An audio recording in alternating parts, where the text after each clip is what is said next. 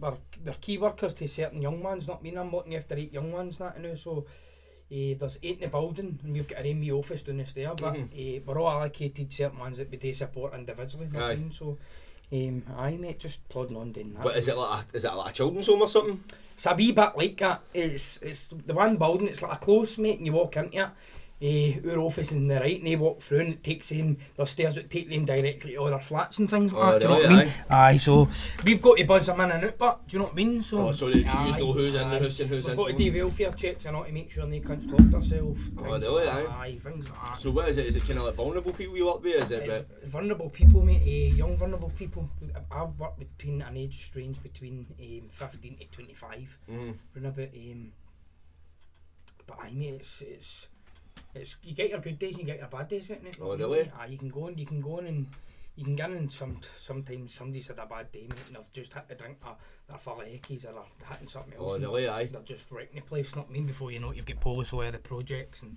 Just to set she's backed in it, man, because that's all about. Trying to get people to kind of like fucking go down the right, like in a better path in life. That's it. You're just trying to guide them as best as you can. At the end of the day as well, even when you're in there, all you can do is your best, mate. Not I mean, you're getting in there and you're saying to them, like, listen, there's a better way, not I mean, like, I've been here before, I've been stressed out my head, something's pissed me off one day, like, I've woke up and I've just wanted to fight the fucking world, not I mean, it's just like, but things aren't like that, you kind of guide them, you speak to them, you sit down, you come down to their level, you get them eye contact and say, look, listen, I'm fucking here, I'm here to listen to you, things like that, and the way I take to you, they won't, or they maybe not, it might not be the right time for them to be speaking at that time, so they could maybe come back to you.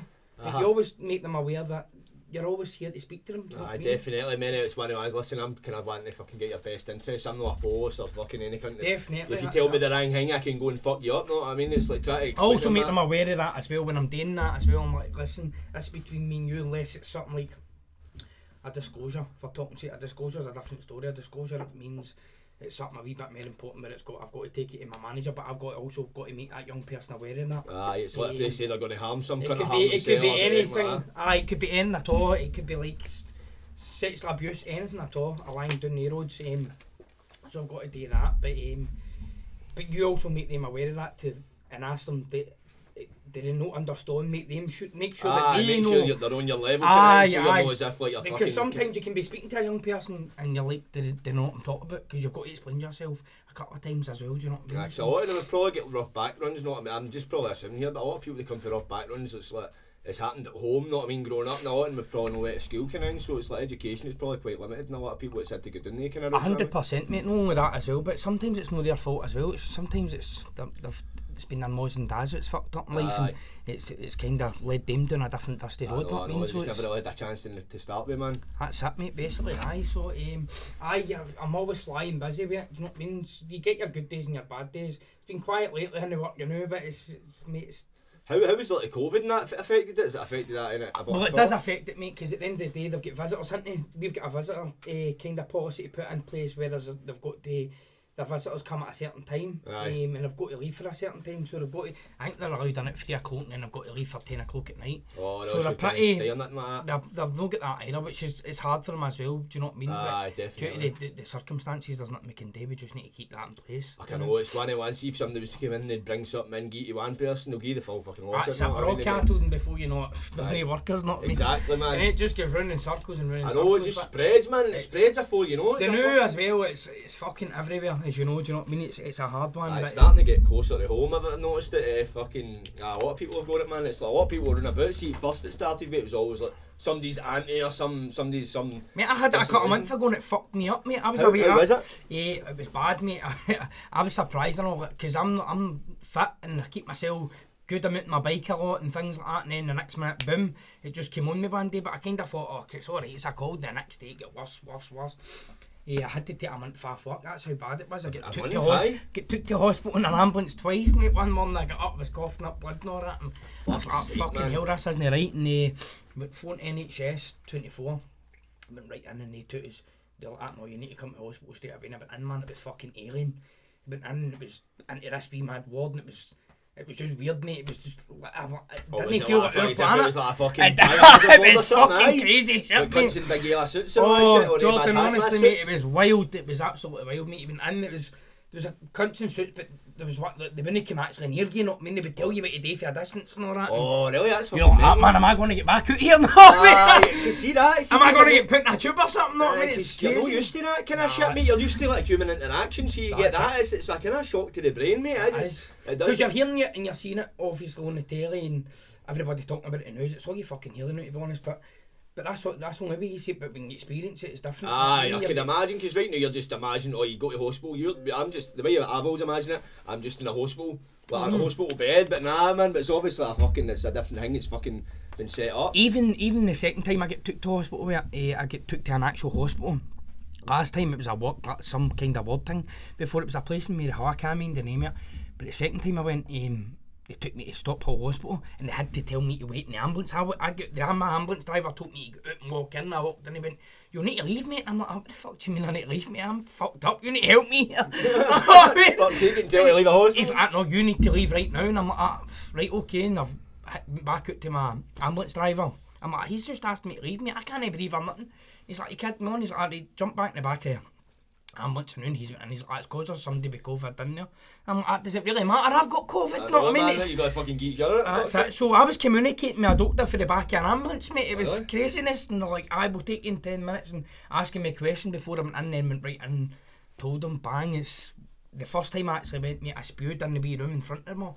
I seen it, man. They all just came from everywhere with mad suits on and wrapped the bag up, sipped it away, and away they went, man. It was crazy. Quick, Oh, Jordan, it was crazy, mate. It must be a thing fucking before it gets into like an atmosphere or something. And you just get it away. It could be, I don't know. They know better than us. Your mama ended up with it. I know Mama works in the hospital and things like that as well, and she ended up right no well with it for about 3 weeks, I know what I mean. Really, so if you're going to get it, you're going to get it. It's not going to miss you, you know what I mean? Definitely. That's the way it's looking kind of the new, man. It's like one of the ones that I think I had it, but I'm not too sure. It's like I've had something back in February because I worked the building site I worked on was there was Italians working on it, Italian joiners. It was an Italian company that had the contract, and every like 2 weeks they would fly back to Italy. Right. So at this point they'd came for Italy when Italy was getting shut down. But I said to the site managers, like, "No, they get screened at airports and all. It's all right." I didn't at the time. I didn't. That was bullshit. Know what I mean? Then I had like a wee cough, man, and I was like, I was just like, I'm just been para, know what I mean? And a week later, man, it was about a week, 6 days later, I just started feeling pure no well, as if I was coming down with something. And then I ended up getting home early. It was like it was just about a week later then, and then I went home. And then as it got later at night, man, I was just feeling more fucked. And I was fucking up all night, man, but I was fucking heavy diarrhea. I was fucking pissing at my arse, man. I was shiting along at me. Oh, it's no good. And mate, I felt I'd been hit. Just pure emptiness, innit? I felt I'd been hit by a bus, I know, mate. My body was just in pain. Right. And fucking mate, I was just pure dizzy, all that shit. Couldn't eat, no appetite. But I ended up puffing green and all that shit, no, because I was like, because I went to the doctors, I was like, right, because I'm like, this isn't the symptoms, know what I mean? So I must have a flu. With the doctors and that, like, I just, he checked us up and says, "Nah, you're alright, kind of." But really, you're fucked up. I was fucked. But I ended up getting a bit of green, that took away the pain. But if it was the COVID, I wouldn't have fucking touched it. I know, definitely, mate. Prescribed that, know what I mean? Fucking prescribed a skull bag. So I think, as I say, mate, the worst thing is we were talking about there about the gyms, mate. That's the only way it's kind of affected me more than anything. And boredom as well, mate. A lot of people, mental health, for talking sakes, a lot of people's mental health are getting right downhill. Including myself, like with things like, normally I'm active, I'm at the gym 3-4 times at least a week, training hard. When that's took away, mate, you've got nothing to do. Defos, mate. You're sitting about the house, you're told not to go out, you can't be places. Before you know it, you're buying a car out, you're sitting in the house and you're just drinking. And then you're going, there's no answer at the end of that bottle either. Do you know what I mean? I know, it's just a slippery slope, and it's right now, that's the only options that are available. And then for 2 or 3 days after that, you're feeling like shite. Do you know what I mean? I know, you're feeling worse than you did until you're in the back first to your place, normal man. hang me again. But I know, man, it'll be rolling, big man, it'll be good here. Welcome to Premeditated Patter. We've got the old Johnny Collins here. How we doing, Johnny boy? You alright? All good, brother, all good. It's good to be here, mate. It's good to be here. Glad to have you here, man. Aye, so if there's anything you want to ask us, you can charge on and ask us. That's fine, mate. It's like one of the ones I like to keep it fucking rolling. Is it going? Kind of informal. See, one of the ones I've got a couple of bullet points. I mean, I need to open my phone up here. Aye, mate, take your time. But so, fucking, let's tell you, how's life growing up for you then? For me, mate, fucking normal life for any young boy in it in Glasgow. It's fucking in about everything. It kind of all started for me really when I was at primary school. That's when my troubles kind of started. I started getting into trouble more at school. wasn't listening, but I suffered with dyslexia. But I didn't really fucking know what that was at the time, so I was like, what's the matter with me? How can I not understand things that other people can and things like that? So I kind of started there, and that kind of sense of things that would be like asked to do something, but then do it, and get embarrassed. So rather than take the embarrassment, I would fucking wreck the class. Oh really? Get out. I would wreck just to get out. So just to kind of distract as if I'm just ringing it, so nobody would click on. Aye, so this kind of went on for a wee while. Obviously at school, kind of started running about primary 5. But running about primary 5, I was walking home one day. I think I was either 8 or 9, I can't mind.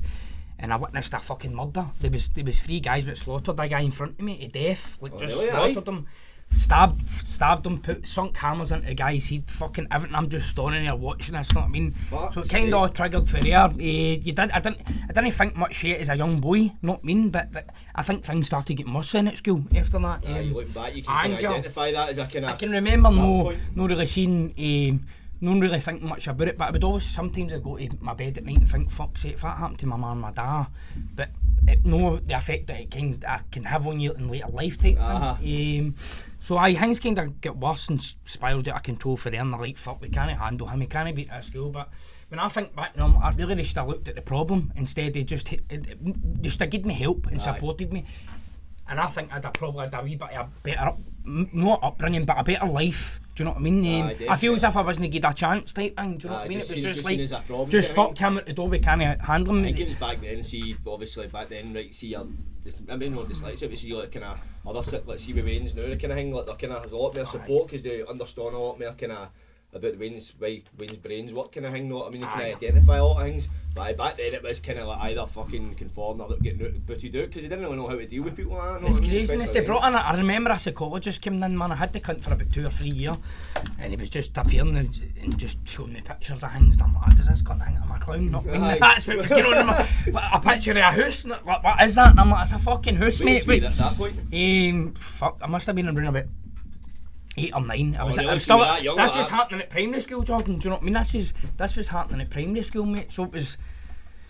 When I think back now, I go, fucking hell, man, that was crazy shit. Not me. Like, definitely, it's a heavy thing to a psychologist at that age. In later life, I'll get to that point anyway. So I kind of hang me for there, obviously. Left, I think we ended up getting sent to like no proper schools. I was going to other school, behavioural schools. Then I was getting in there, and then getting in there, Jordan, you need to stand up for yourself, you can't fuck about. Because it's full of Waynes, it's all kind of the similar. They're all the same to you, know what I mean? And there's fucking chancers, know what I mean? And definitely. The first thing, know what I mean, I wasn't one for hesitating, I would just always fucking scalp and ask questions later. Know what I mean, I wasn't for fucking about, so it was just like, into an R school, pass for that post to that post to that post, because you're just for, cunts are getting wide, you're scalping cunts, and that's what happens, know what I mean? If I get scalped a few times, that's just what happens in life, not me. Man. I just nobody way to settle, kind of thing. Then obviously, that was the first, because no mainstream high school would take me. They refused. The Big Rock, I was in St Rock's primary, then the St Rock's secondary refused to take me. I think I got one day visit, and I was like, oh fuck, I know what I mean? Don't bring that cunt back here, know what I mean? Fuck. But it was just one, I didn't think much at the time, I just thought, fucking go with the flow, know what I mean? If that's the way it was, so he sent me a place called Ladywell in Partick. Went in there and they was fucking chasing teachers about with fucking see the fucking Roman candle hangs? Aye. Just chasing them about, man. I'm like, fucking I'm chasing them about, man. Next minute I've got police in, carting out this. I was just wild, mate. But at the same time, as well, it was just all party, but it was things, life experience, what I'd seen, things. That was a normal. It was anger, know what I mean? Plus a lot of the thing to do with it as well. See, because you get passed about for so many schools and that, like you're dead unsettled. So it's a case of you're just in the schools and it was a 4-8, this is a school I can stay in. It's just like I'm used to getting papped, so it's one of the ones, it's just a pure part and parcel. And I was at that age as well. I was getting to that age of around about fucking 12, no, I was about 13, 14ish. Obviously going into high school and that, and then I get done there. I can't remember what it was gang fighting in the street or something. They took me to a place, it was a panel in Glasgow, and they had me handcuffed and all that, and they told my mum and dad I was at the courts and things like that, and I wasn't at the courts, they had me in there. Oh really? And anyway, you sat around a big table, bigger than this, not meaning it's there's a full panel of people in it, and they're like, no, he's going away this time, that's it. And my ma's bubbling at the table, and I'm going to lose my way in here, but it wasn't as if I'd bad up. My dad was a bit of a boy, not growing up. He didn't help with the matters, kind of growing up in my life. My ma was always a kind of stone for me anyway. She was always there for me. She thank fuck, know what I mean? Because if she wasn't, I'd have been a loose fucking cannon, know what I mean? But apart from that, mate, my dad was a bit of a boy. He was fucking. And I remember at a stage in my life, I know, we couldn't fuck all back in the day, do you know what I mean? And I would see my dad walk along the road with his pals, dressed like fucking kings, you know what I mean? Suited and booted with long coats, and I'm looking up to my dad at the time, but really, I shouldn't have been looking up to him because he was just fucking creating a monster. You know what I mean? You see that, and it's plus and also, especially seeing somebody like your dad in it, like that, right? It's normal, it's alright, you can do it. It's no, you wouldn't think, obviously, looking back, like that, right? Fuck, I should have thought, because you're away and you're like that, that's you're looking up to him, I want to be like that, know what I mean? That's the way it was for me, basically, because he did kind of have a bit of a name in that at the time, and whatever else, he wasn't shy, I know that for a fucking fact. Did you know that when you were younger, like growing up? Oh, aye, definitely. That didn't help, but so that's because I did know it, do you know what I mean? And there was certain things that I heard off my pals about me and this, that, and the next thing, before I was like, oh, fucking hell, so you kind of looked up to him. Is you want to kind of live up to that reputation? Aye, that's the way it was. My dad's name was John Collins and I was John Collins, so it was like, that's the way I was going. I've got a younger brother, Mark, as well. Mark's kind of quiet, a clever boy, very intelligent boy, I know. How was he growing up? Was he kind of similar to yourself? Mark was completely different from me. Was he? Aye, Mark was completely different from me. Mark came to a stage, but he tried to act the same way as me, and it just wasn't for fucking happening, you know what I mean? I was like, Mark, you can't be doing this, mate. I says, because if you go to the places I've been to, and like that, it's hard places, mate. You'll not pull through it. If you go to jail, if you get into homes, if you do this, that, and next thing. There's a lot of scare, but at the same time I was trying to scare him off, I know, because I didn't want him taking the fucking same road as me, do you know what I mean? Definitely, no. And my ma kind of always said that as well, but thankfully I never did. So I went for there and ended up, they put me in St John's. It's the old Larks Grove, it's in fucking Edinburgh Road. Is that a secure unit? It's a secure unit, so when you get into it, man, it's like getting into fucking Hogwarts. It's funny as fuck, mate. Honestly, mate, you get down the hall, man. I remember getting into that day. I'm always ways in the back of a taxi, right? And I'm getting in, I'm like, oh, fucking hell, man, what's going on here, right? Because I'm just getting told, this is a school, you know what I mean? But it was beyond a school, man. It was more like a jail. Oh, was it? I was getting escorted from classrooms to classrooms. Fucking, they know what I was like, I know, because but even with everything, they know your background, do you know what I mean, before you even get in, so they knew what your triggers would be, this, that, and next thing, so they knew what to kind of act on, kind of thing. Because I did social work in my life when I was younger as well, no due to any upbringing or it, due to my own fucking choices, just due to my behaviour, mate, so, so I end up in there, same again, man, just, if any other boy would have been in there, would have been like, oh, fucking hell, I need to chill out. No, it was a holiday camp to me, not me. I loved it, man, it was, I didn't want to come out. How did you feel? Did you want to settle? You're like, fuck this place, I'm not fucking settled. No, there was times I know they tell you, like, you had to stay in class and all that. I was going in, mate, and lighting fags up in the classroom and all that. Just doing what the fuck I wanted.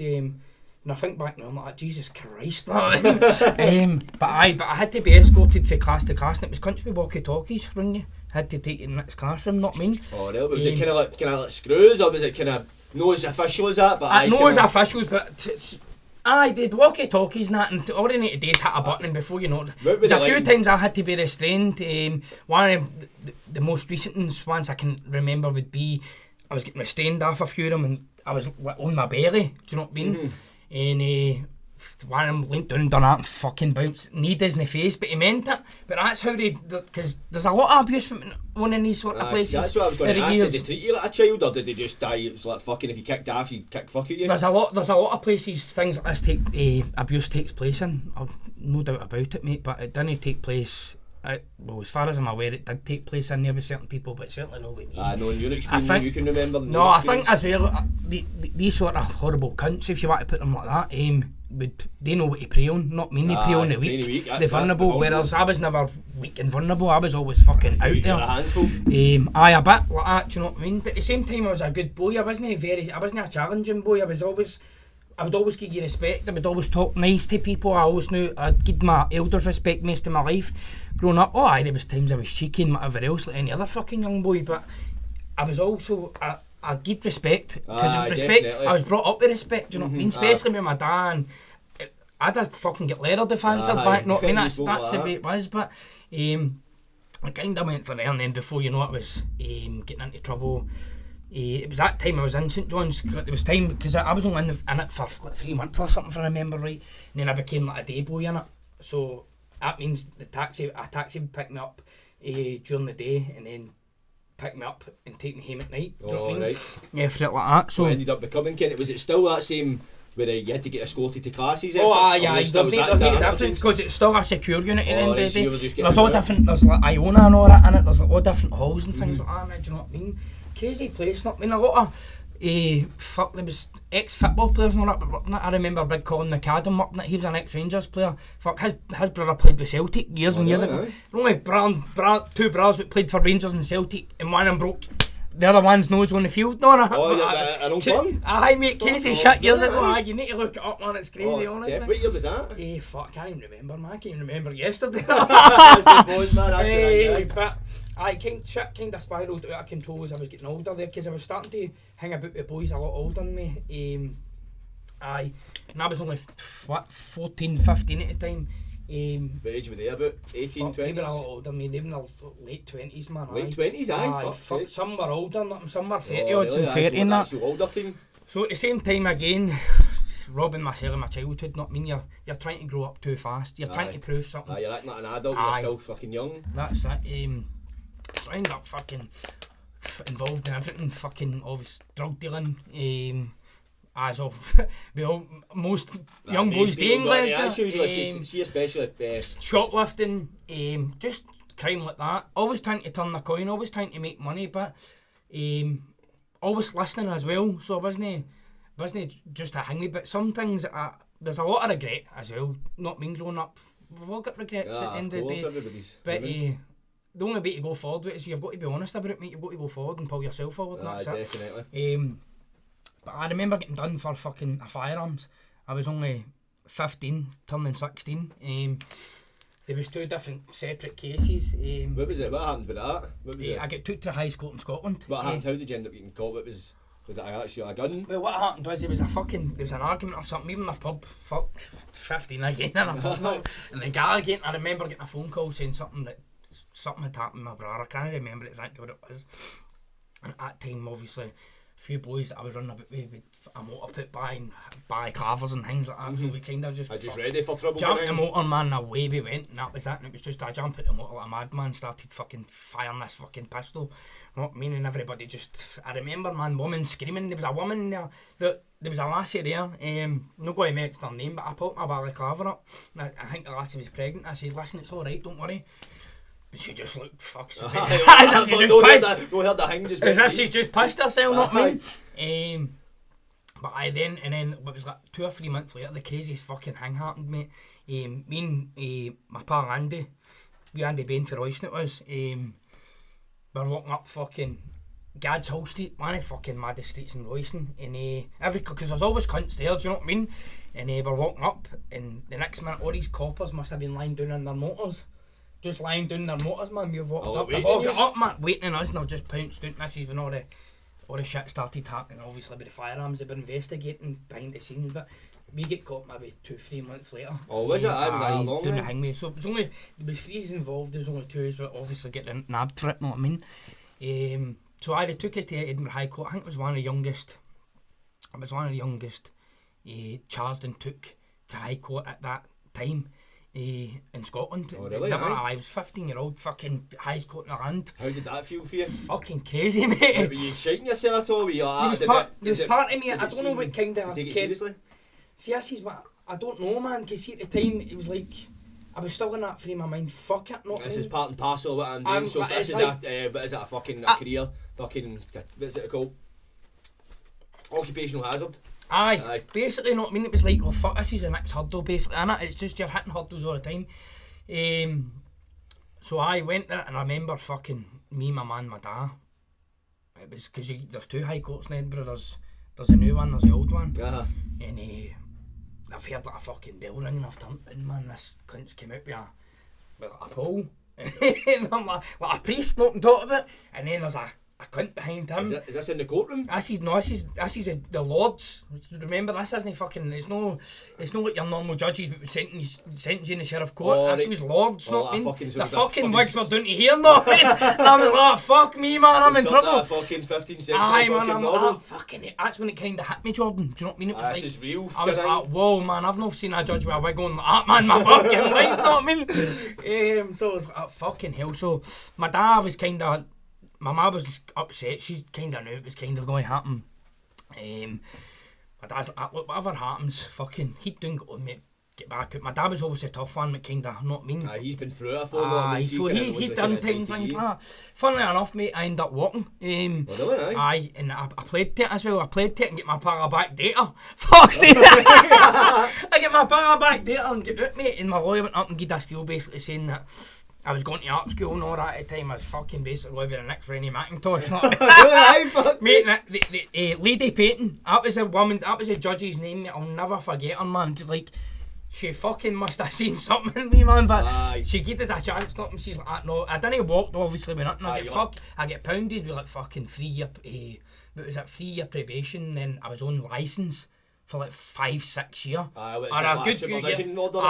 But I was on licence, so I couldn't do a thing, mate. So that kind of maybe helped us as well, coming up after that as well, because I knew I couldn't do certain things and that as well, but even though I was doing it. Just know what I mean? Just been a bit more careful. Just being a bit more careful and maybe thinking about things before I do it, whereas I wouldn't think, I would just go out and fucking... Just dead impulsive. Things, not mean. And when I think back now, looking at it now, it's fucking silly. Not mean, it's pure silliness. It's all about proving a point to that. The only person who's got to prove a point to is yourself. Exactly. Yeah, other cunt, not meaning that. That's just that. That's now that I see him now. I'm a bigger boy now. I've got a Wayne now. Got a boy at 13-year-old. Not mean he's the complete opposite of me when I was his age. Do you know what I mean? I think fuck me, if I've done something right in life, it's bringing him up. Definitely, man. I mean, he's the complete opposite. He's like very, very a lovely boy. Do you know what I mean? Very chilled. Because he probably grew up and see nowadays. See for youngsters growing up, it's a kind of different environment. Know what I mean? Because back when I was growing up, it was gang fighting, know what I mean? So see, that mentality was still there, but proving yourself to cunts and all that it's a lot of shite, know what I mean? Definitely. But now it's one of the ones, I think, we're in the American accepting time now. Every cunt's just kind of like, right, fuck it, we're all just getting on with the rain shit, know what I mean? Royston, where I'm fucking born and bred all my life and that as well. I remember there was a stage I'd said to myself, I thought I'd never leave here. Fucking can't look at the place now, know what I mean? Don't talk to most of the cunts in it. No, nothing against them. Like, I've just got my own shit in life. I'm doing now. It's one of ones. It's all about what I'm focused on and everything else. But some people don't like to see you doing well as well. Not at all, man. For instance, we got talking about obviously when I was started getting me into the line of work that I'm doing now was if I remember right, what was it? I was working. I was doing my SVQ level 3 in social services, it was at the time. What age were you at this point? I was a bit older. I was a bit older. I think I started volunteering. There's a wee place in Royston Youth Action in Royston. I started doing a bit of volunteering in there and things like that. And then obviously, because I moved away from Royston for a while, I met a lassie, and I moved away from Royston for a while. It was the best thing I kind of done, not me. It just took you away from all that kind of fucking madness. It was fucking craziness, and try to think where it went through here. So obviously the lassie I was with at the time I was talking to, and she's like, fuck's sake, John, you'd be good at doing this, that and Nixon. I'm like, fuck it, I'll get a go, not mean to put it in for it, because she knew I was very understanding. She's seen a different side of me other people never seen. Because of that mask came off. The mask came off. You're no fucking playing that, trying to be that person, know what I mean? That's you can be actually being yourself, know what I mean? Somebody's actually seen almost like kind of vulnerable side of you, know what I mean? So I went for a job with Blue Triangle. I was volunteering with Royston Youth Action before that at the time, and I'd also with the studying I was doing the SVQ, as I was saying, and I ended up doing work with Phoenix Futures, people with drug and alcohol addictions. So I went in and done my placement there. Loved it, man. Like fucking opens your eyes to a lot of other things as well. Do you know what I mean? A lot of people's kind of lives, man. It's just even a lot of people that I've done it myself growing up. They're like, fucking junkies, this, that, and the next thing. Sometimes once you hear the story, you're like, wow, man, no wonder they're on it. Do you know what I mean? You fucking see a different side to it, man. Totally. So done that, smashed that. Couldn't take his own because there was too many It was me and another boy that was there at the time, no worries mate. It was me and another boy that was there at the time that kind of left, but they were moving buildings at the time as well, Jordan, know what I mean? So I went for there. Royston Youth Action took me on to continue my CQ, know how, because I've got to do my paperwork, there's things I've got to hit for it. Went on, great team in there, still a great team now. They work well with the communities, including the Rain community, Royston and that as well. So I worked with them for a while and there was work there for me as well. I started doing work, it was the odd shift here and there. What was the kind of work you were doing? Youth work. Oh, was it? Just so youth were you work. working with like Outdoors. it children in the community, or was it people Outdoors. with addicts or something like that? Was Just it the people I was working with Royston Youth Action at the time it was just all the young ones. to take them for to play the football community, and that but kind of stuff? Aye, I I was used to do outdoors. that with the guys. Outdoors worker, not mean. So Used to do it with the people that done it fucking years ago and that, like McNair, I can't remember the guy's name, they done night, they worked in Penrith Community Centre, we used to take us play football, get the big bus, take us all out, man, and keep getting us out the road, know what I mean? And I did, there's a lot of opportunities I was good on with Royston Youth Action, I went out and done I can take people out on bikes and things like that on the roads, like I could take the young ones on the roads and passed on my tickets there, but I then moved on for there to go Blue Triangle where I work the now. I've been there for nearly, I think I've been there about 8 years now. oh fuck aye, shift. Same again, 3 different projects. The project I'm in now is the third one I've worked in, because when I just started with Blue Triangle I was a night shift worker and I was a lone worker at night, so What would you do in a night shift role? just the same again mate, just making sure the project is settled, the young people are settled, So was it kind of like in a home kind of Aye, scenario, but environment? you probably find as well like at night time it's not always quiet mate, because some of the young ones sleep all day and then they come alive at night, you know what I mean? And you were on yourself to deal with all them? Aye, Many so- you deal with? At the time I think it was 8. It was Fuck, 8 aye. people, do you know what I mean? But it wasn't always bad, do you know what I mean? You get, as I say, you get your good times and your bad times, everything. But you're all areas are cantered in there anyway. Like everything's all covered no matter what. You've got locked doors, you've got panic buttons, you've got this, that, and so you've got the kind of like security equipment you need. so I kind of went for there to a job at the West End. Kind of jumping back and forth here, Jordan, sorry mate. Nice bit. It's hard to remember it all, know what I mean? I know, Especially with my head, my head's fried. fried. Starting to tell the full narrative, I can imagine, mate. Aye, so for there on, the time, I was staying in Bothwell at the time, so it was kind of easy to get from Bothwell to Hamilton, because it's only right next to each other, it's right next door, you know what I mean? So, and then obviously that relationship didn't work out, so I then split up, but I was still continuing to do that job, know what I mean? But I had to get a bus from Glasgow through to Hamilton every night, man. I didn't start at 11:15 at night, mate. I had to leave at 8 o'clock at night and all that was. And then if an incident had took place on a night shift, like you would have to Steingy up right a you need to, that, so you at end that up time fucking- as well we had to write things, not when we don't need to write things down, Aye, we've got got a another computer typing tool, aye, so it wasn't good, for the mental health, it wasn't, all I felt was if I was doing then and I was sleeping and fucking living to work basically, just living to work, especially on night shift you get in, man, and you crash out and you wake up and it's all it is you're just preparing for work, not I mean, you're just getting ready for work then back, it just takes out your life, man. So that was it basically. Still with the same company, same again, the training Blue Triangle's given me is second to none, one of the best. Oh, really? If honest mate, everything, they train you up and everything, every part of mental health thing. The only one I'm looking into doing now is, have you heard of the ACEs training? The ACEs training? Aye, it's like, no, tell us about it. Well, when I started working, I was working with a clothing brand at the time, and a boy Tony I used to work with, we were going on it because what had happened then was at that stage I was approached with obviously this pal of mine Tony, at the time it was already kind of running a clothing brand, and I was asked if I wanted to go forward with GHA, and that kind of came up, it was in Govan, the GHA in Govan basically asked us if I was interested in getting in to speak to him in regards to causing my backgrounds and what I'm doing. The work that I'm doing now obviously and things like that, and Tony obviously put my name forward for it, and Tony went ahead and done it with me also. And I went in and I said, and it was the head of the GHA, I can't remember her name. We were working with a lassie Victoria at the time, and I went and I said, right, what we'll do is we'll run a pilot for 6 weeks in Govan, and then we'll review it for then. So we asked for a certain amount of money. Money's kind of hard to come by now, and it was because they can't just fling money at things when all this shit was taking off. Man. And a lot of money went down to what was that big fire, the flats in England.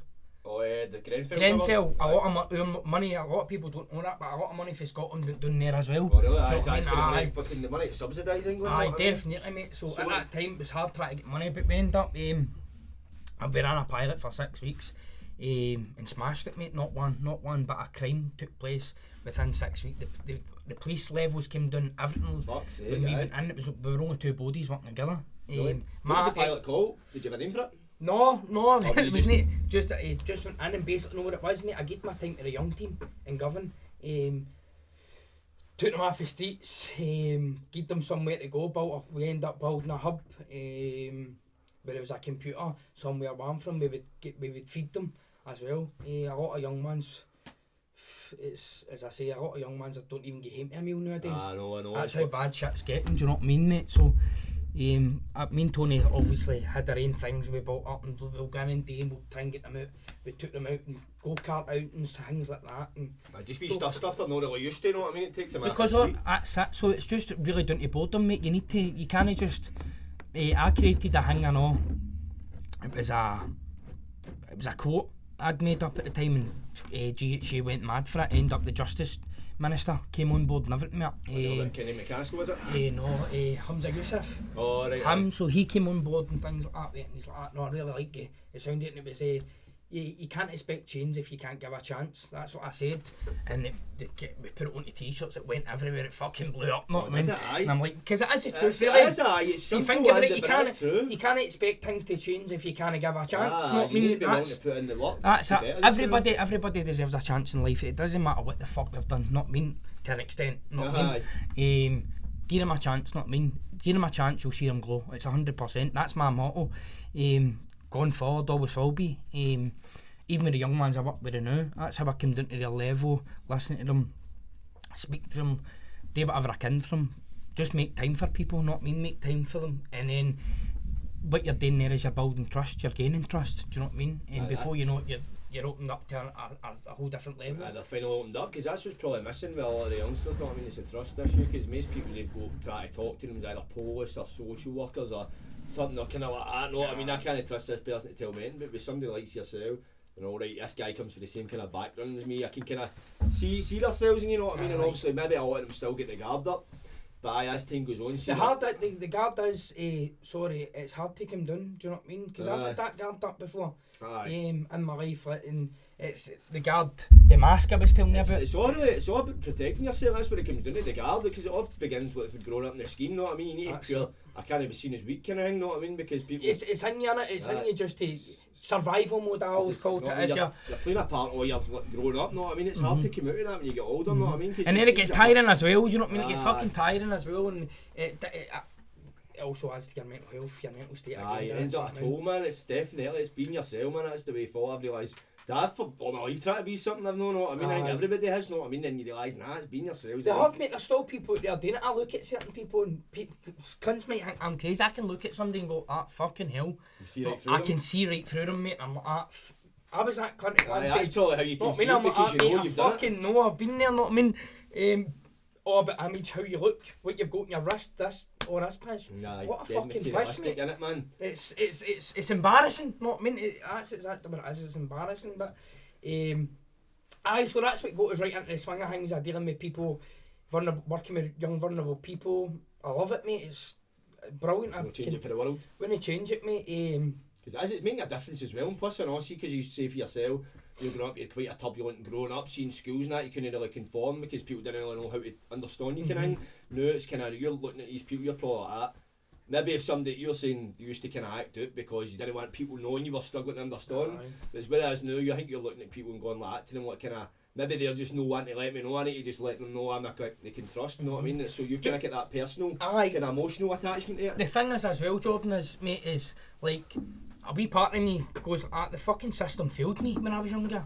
I don't want that to happen again to other young people. That's how I fucking see it. Because you've seen where it's led, know what I mean? You don't want somebody to go through the 100%, same and I'm like, experiences. well, I've done it. I know when it's happening. So like, I'm all for fighting for the young people's rights. Then whatever I can to help them, where it could be anything. Then a benefits claim for them for talking sex. You know what I mean? Anything at all to make sure that they get what they're entitled to. Getting the right support. That's why I do, to make sure. And I think there's that wee strong thing you probably feel it off me when I'm talking to you. You know what I mean? When I'm saying that, it's like, no, I will fucking make sure they get this. Aye, no, you believe it. It's not like, you know what I mean? Aye, so aye, like, definitely, you believe it. You're genuine, dead authentic, know what I mean? You come across that way, you know what I mean? It's not one of the ones you feel as if, you know what I mean? Kind of, it's like what you see is what you get, kind of. Aye. I didn't notice that at all, 100%. But aye, and as it goes back to see that giving people a chance, all these people never had a chance to start with. Well, and knowing it's like a lot of people are just quick. Because you see it, it's a bit of hard work, fuck it, this person, they're not going to amount to nothing anyway. Like, people need people to believe in them. And that's because they've grew up. Maybe their mums or dads or maybe in and out of jail, drug addict, maybe they come from a broken home.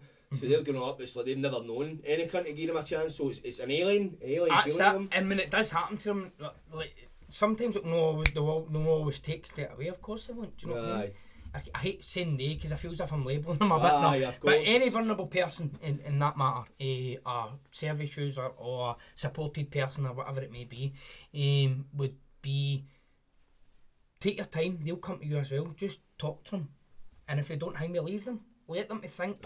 Leave them to think what you've just spoke to them about, so it sinks into their head. Then get back, then come back and forward. And that's not just with people I work with, that's with anybody in general in life. It is. I'm trained to talk people down for suicide and everything. I'm trained to do quite a lot of things. So it's like, we went into training once, talk about suicide. And it was Blue Triangle that gave us this training again. I thought it was fantastic. A lot of people, their anxiety levels go through the roof when they get into a room full of people and they've got to do things. No me, mate. I'm the kiddie, man. I'm not there. Aye, know what I mean? So, out the road, let me go over. So it's like a 2-day training thing you've got to do, Jordan. And basically the second day, it's tiring as well because you're taking a lot in. And when you're so what's the kind of training they give you? It's about basically suicide prevention. Things like that, what you would do, they would also ask your opinion on things, how you would deal with it, so they know what you're going to say, then they can either go, well no, that's not can work on it. Aye, trying to do the right thing. They'll probably find out first, right, what would you do in a situation before telling you it, and then like, right, that's how I kind of... The guy does an amazing thing, mate. I've never seen this thing, mate. He tells everybody in the classroom to shut their eyes, so you shut your eyes and like a minute later he tells you to open them, there's this guy standing on a chair, like that. So you've just opened your eyes, man. You've just seen that there's a guy in front of you standing on a chair. But that's him basically saying, right, I'm standing on a bridge. And then he asks you, there's a guy that's standing next to him, asks you one by one to come up and try and talk him down. Aye, mate. Is this, if you're there kind of training for this point, are they just kind of throwing you you've got to throw into it because the reason for it is these things happen unexpectedly so how would you in real life. If you had to fucking act on that's it, what I mean. So you've got to act when it happens, you know what I mean? Oh fuck, so how was that? How did you go into that? I get excited with shit like that, mate. You know what I mean? I loved it. Even just opened my eyes and seen the guy there, I knew straight away what was happening. I was like, right, the guy's not in a good place, you know what I mean? You kind of knew it was coming, kind of. Aye, straight away, so like, it's quite draining as well because when you're talking about that for a couple of days and learning different things as well, it kind of drains you, but you take time. Always take time, that's what I always say to everybody, always take time for yourself as well. Spend a bit of time on you, man. Do whatever it is you like to do, if it's a cycle, a walk, a jog, a run, whatever it may be, go to the gym, get the headphones on, whatever it takes, do it. Do you know what I mean? You give yourself a bit of be good to yourself as well, do you know what I mean? We beat ourselves up too much in life, mate. That's where a lot of mental health gets through the roof as well, but people don't take enough credit for things, and not only credit, but a lot of people are doing good things and they don't see that they're doing good, and they should fucking take credit for it, do you know what I mean? They can't see it, man. No, and that's it, and it's about making them see it. I'm all for that as well. If somebody's doing a good job, man, give them a pat on the fucking back. That's what it takes. See, just a wee word, see, even if you're going into a show, but I don't know, kind of all the time getting a show, have a nice day, see if your interaction with somebody, it makes a good difference, because you're like, that was nice of somebody to say that, know what I mean? Could be having a shite day. I've realised that as I've got older, know what I mean? Everybody you meet's got some kind of story behind them, know what I mean? 100%. As I said, it was kind of later in life, I began to see what was actually going on with me, do you know what I mean? Because, as I said, I did become that monster when I was younger with all the different shit that I'd seen people murdered in front of me, seen people shot. firing guns, doing this, just all It was these. just the norm, no? It was just norm, but it was fucking. It was abnormal. Do you know what I mean? Aye, but at that time you're thinking, I've seen this growing up. This is just what goes on. Definitely. And kinda started to take effect on me in later life. So I went and get counselling. I went private and get counselling. I opened up.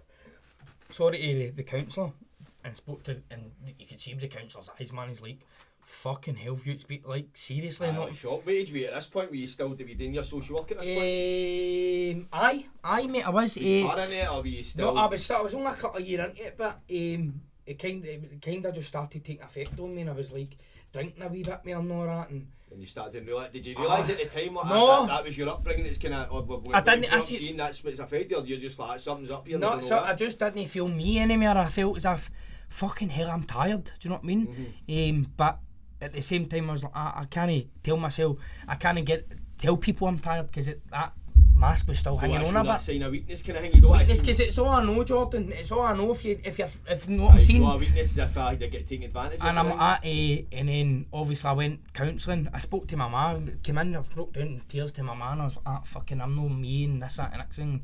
My mum's like to me, if we can see it, not mean, but it takes you to take it, and I'm like, and I did. I went for counselling and spoke to and everything was fucking brilliant after that. Really, I was just being able to open up to somebody. Oh, I see, mate. See, just to let it fucking go, but I was carrying for years. It was just amazing. Not, I mean, it was like I felt a lot lighter, a lot fucking lighter. To be honest, I remember leaving that day in tears, but it was tears of happiness, mate. It was like fuck me, man. I felt brilliant. No, as if you bottled something up that long. It was just. Well, I did. That was the thing, and it wasn't just bottled things up like things that you know me to talk. It was just things that I thought. It was things that were pure normal.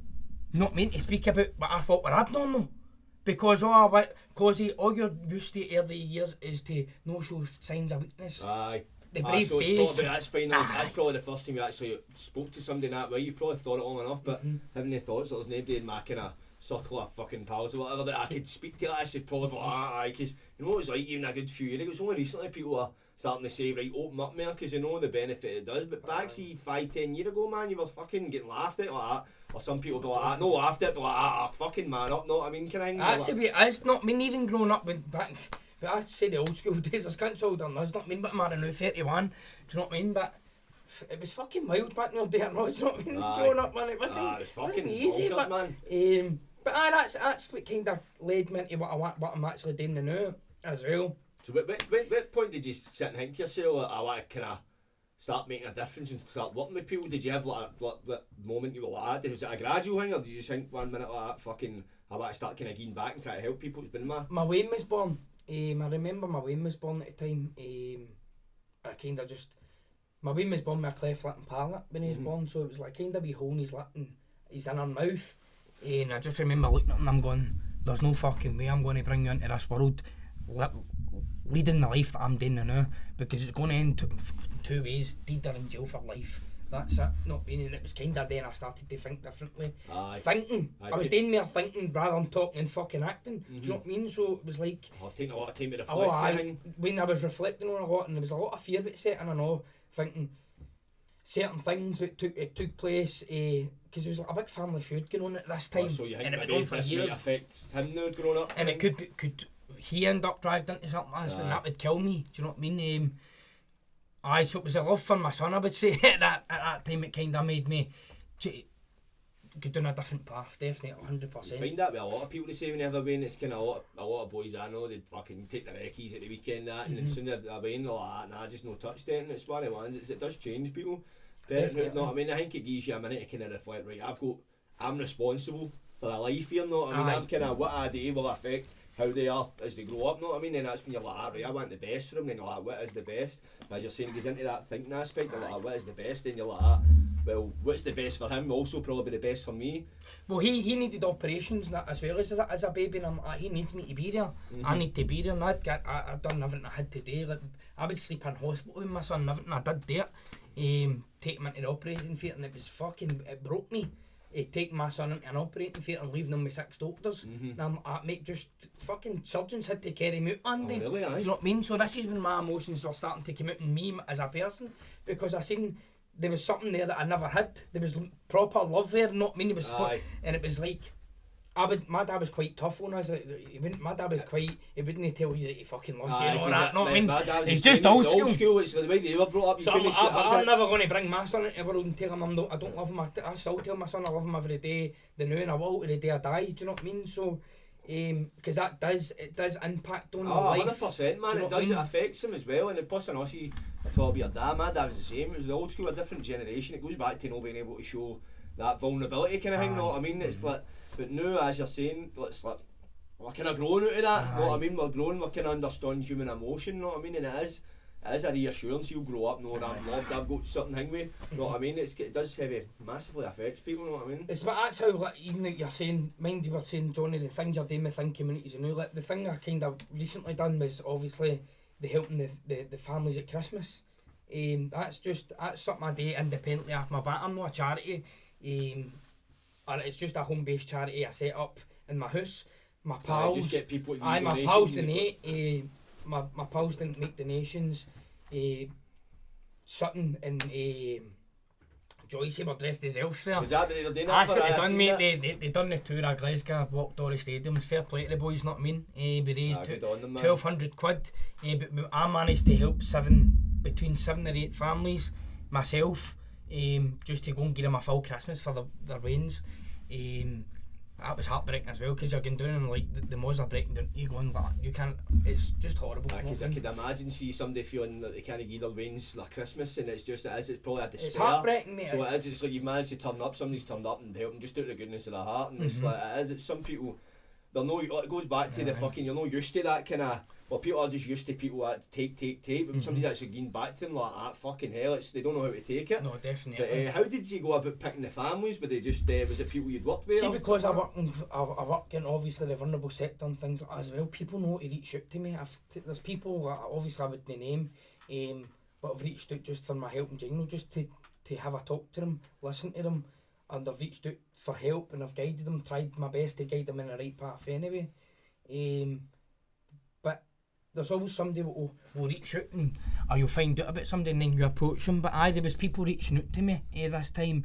There was I done it for one family the year before, Jordan, and that lassie who I helped had reached out to me saying that she knew somebody else. Do you know what I'm talking about? Oh, right. So it goes like that, right, and then it kind of went for there, and then before you know it, I was about 7 or 8 families I get a full Christmas. That's fucking brilliant, man. Year, I'm not mean. Especially this year as well, know what I mean? It was hard enough without people having nothing, know what I mean? Aye. Because that's where you're sitting in your house, know what I mean? But it's fucking, and it is a shame a lot of ends, and it's fucking more common than you think, know what I mean? A lot of people have fuck all, man. Listen, it happens to the ones you least expect as well, and the thing is, I know it can happen to anyone else. Exactly, your naked's invincible, fate, man. You can happen to you tomorrow. Especially with the way the world's going now with this COVID carry on and people losing their jobs. My brother was one, lost his job. He eventually got his back, but I'd have probably had to give him money to make sure that he was alright, do you know what I mean, and things like that. So, it can happen to anybody, it can happen to any family as well. Your life can change in a day, you know what I mean? I'm quite a humble boy as well, do you know what I mean? A lot of people don't see that side of me because they don't really know me. Aye. But I'm quite a humble cunt, Jordan, not mean. So, if I'm left my Todd, not mean, just doing things, if I focus on doing something, if I'm asked to do it, when recently I've had people come and asking me to do charity work and this, that, and next thing, if I've got a focus, I always seem to smash it and finish it, do you know what I mean? You can set your mind to I something. yeah, and it's things that I like to do and enjoy, do you know what I mean, at the end of the day? Because plus and I see the fact that it's like focusing your mind on something that you know is going to benefit somebody that wouldn't have had that before. It's got that added motivation piece, like that, right? There's good coming of this, know what I mean? So it does give you that drive. It's good to see somebody from my kind of background as well, doing it as well, because it gives other people, it gives like the younger ones as well, that's like growing up, like going, I can change my life, I can fucking do this, I can do that, do you know what I mean? And they can go, well, if that boy can do it, So a lot of people, they probably see a lot of people you find, a lot of people choose to live that kind of life, but a lot of them probably feel that that's all they know, but I can't do nothing else, this is what I've grew up knowing, I couldn't, and then obviously seeing somebody like myself, I was the exact same, but I went and completely flipped my life around, and people like gives them that bit of hope, know what I mean? Aye, definitely, it does, and they maybe not say that at the time, but as long as it plants that seed, that's all you're looking for. Aye, definitely. So, I mean, because the world becomes a better place when you've got better ways of thinking. Aye, 100%. And as I said again, a wee quote I made myself, is you can't expect change if you can't give a chance, and that is the truth. It is, it's bang on. It Speaks bang on. you don't need to think about it or nothing, you say it and you understand it as it is, know what I mean? And it does, it's quite, it makes it get an impact, know what I mean? Definitely, and I've seen the power of what I can do as well. That's not blowing my own trumpet or anything. I can see what I can do, and there is a difference getting made. So it's like there will be things going forward.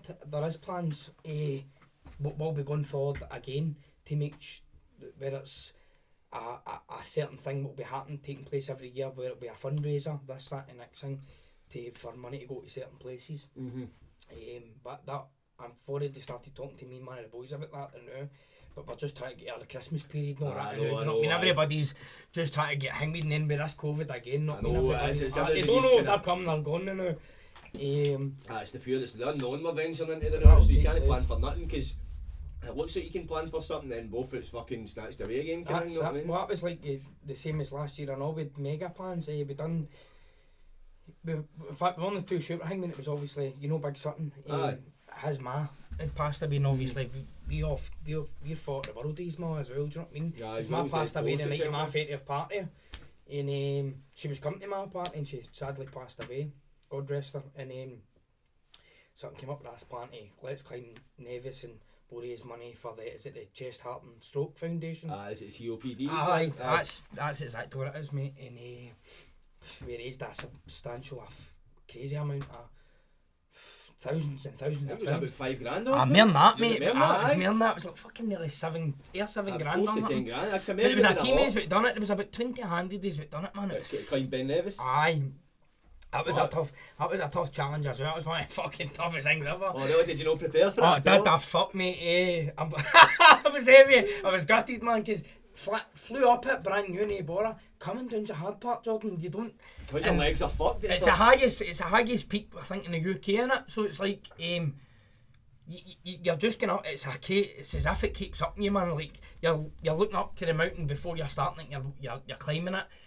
You climb one mountain, then you turn the corner, mate. It's like you need to do another one, then another one, and tap it. It was like 3 mountains and tap each other. It's fucking high, you know what I mean? Man. So we're up there, like, I think, fuck, it's done, you know what I mean? But fair play to everybody who took part in that as well. But coming down, my legs had seized up. Really? In the last 15 minutes coming off the bottom of the mountain, and something's coming down behind us. I think James English, I know, James English is coming down. He's like, Jais, I just heard James English shouting, Jais, see you alright? I'm like, no, I know really, man. You know what I mean? And James English has stood in front of us and I've grabbed his fucking bag and Sutton's behind us and the twos have kind of just marched each other off the mountain, you know what I mean? How far did you come down at this point? Did you just start to get down or was it? No, mate, we were near the bottom. So you weren't too far up? Just as well, I think it took all the work out my legs going up, do you know what I mean? But coming down, it kind of fucking... your legs weren't coping at the bottom. Because imagine it's like... I was dipping my head. High peak, you're like that. It's like, it feels as if it's steep, you know what I mean? It's crazy, man. It was helicopters, nothing up there, man. Aye, rescue. Something's that you with a cargo. But it seemed like it was a guy that failed that. But we managed to smash out at the part. I mean, I think if you put your head to it, you can do it. Oh, 100%. Mindset is like, see what you realise, man, just I done that without training, do you know what I mean? So it was just right off the back. All you need to do is just believe in yourself, that thing as well. See, I don't know what it's like growing up anywhere else, see in Glasgow, Scotland especially, I brought up, you can't do fuck all, no cunts fucking brought up to believe in themselves. That's true, mate. They're always shot down no matter what you do. That's how no many people are like express themselves, you know what I mean, because they're always shot down. But funny enough, you saying that, mate, see when I was telling you about obviously doing all the work with GHA and things like that, and obviously we get recognised for it, and that's how Hamza Yusuf came in and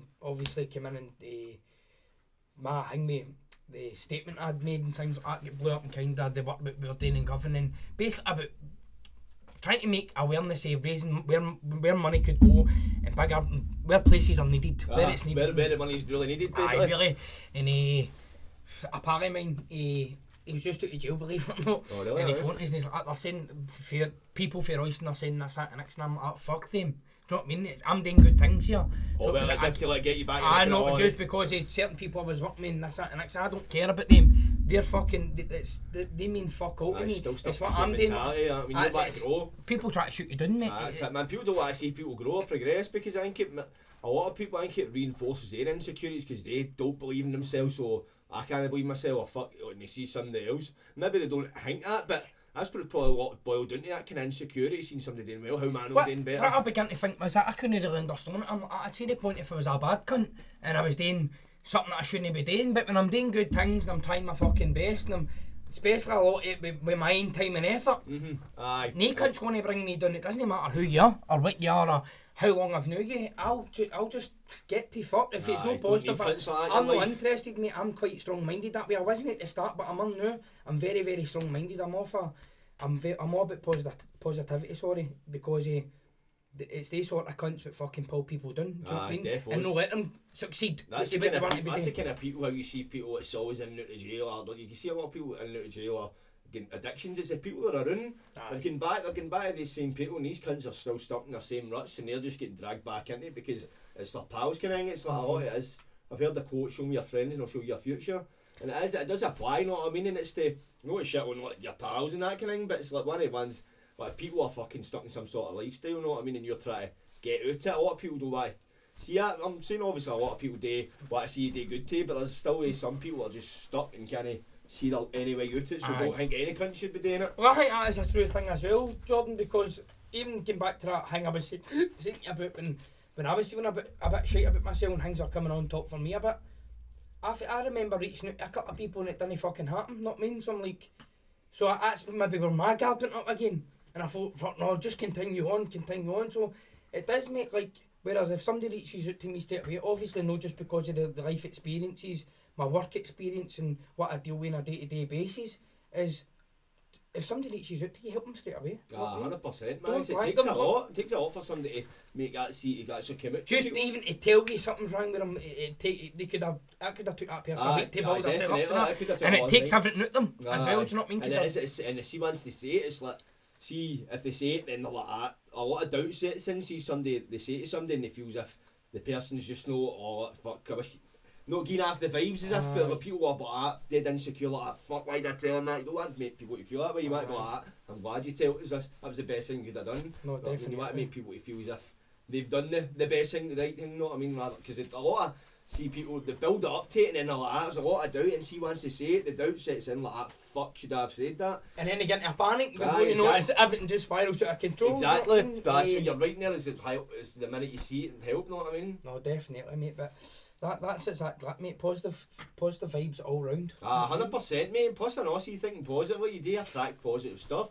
See, all my life, all I thought was negative, fucking full of doubt, fucking blamed everything else my problems, and see, to be honest, before you know it, I know you're hitting drink and you're on the gear, you're doing this, that, and you think this is all this is my escape, man, shit is, and fucking you up. You're just fucking trying to mask it, but it ends up that fucking it just makes it 10 times worse. No, definitely, mate. Because in fact, like the fucking, it's the way it is now, and that is the, see what we're doing kind of thing now, that's the thing you should be doing, but that's no, what's pushed to the forefront is get mad with it, go out and get fucking full it and all that shit, that's what you do. If you're having a shite day, go and get a drink, but it's the fucking worst thing you could do. You know what I mean? The best thing you do is fucking go to a gym, fucking have a wank or something, you know what I mean? Have a job, Roxy, chill out. Boom, you bastard, know what I mean?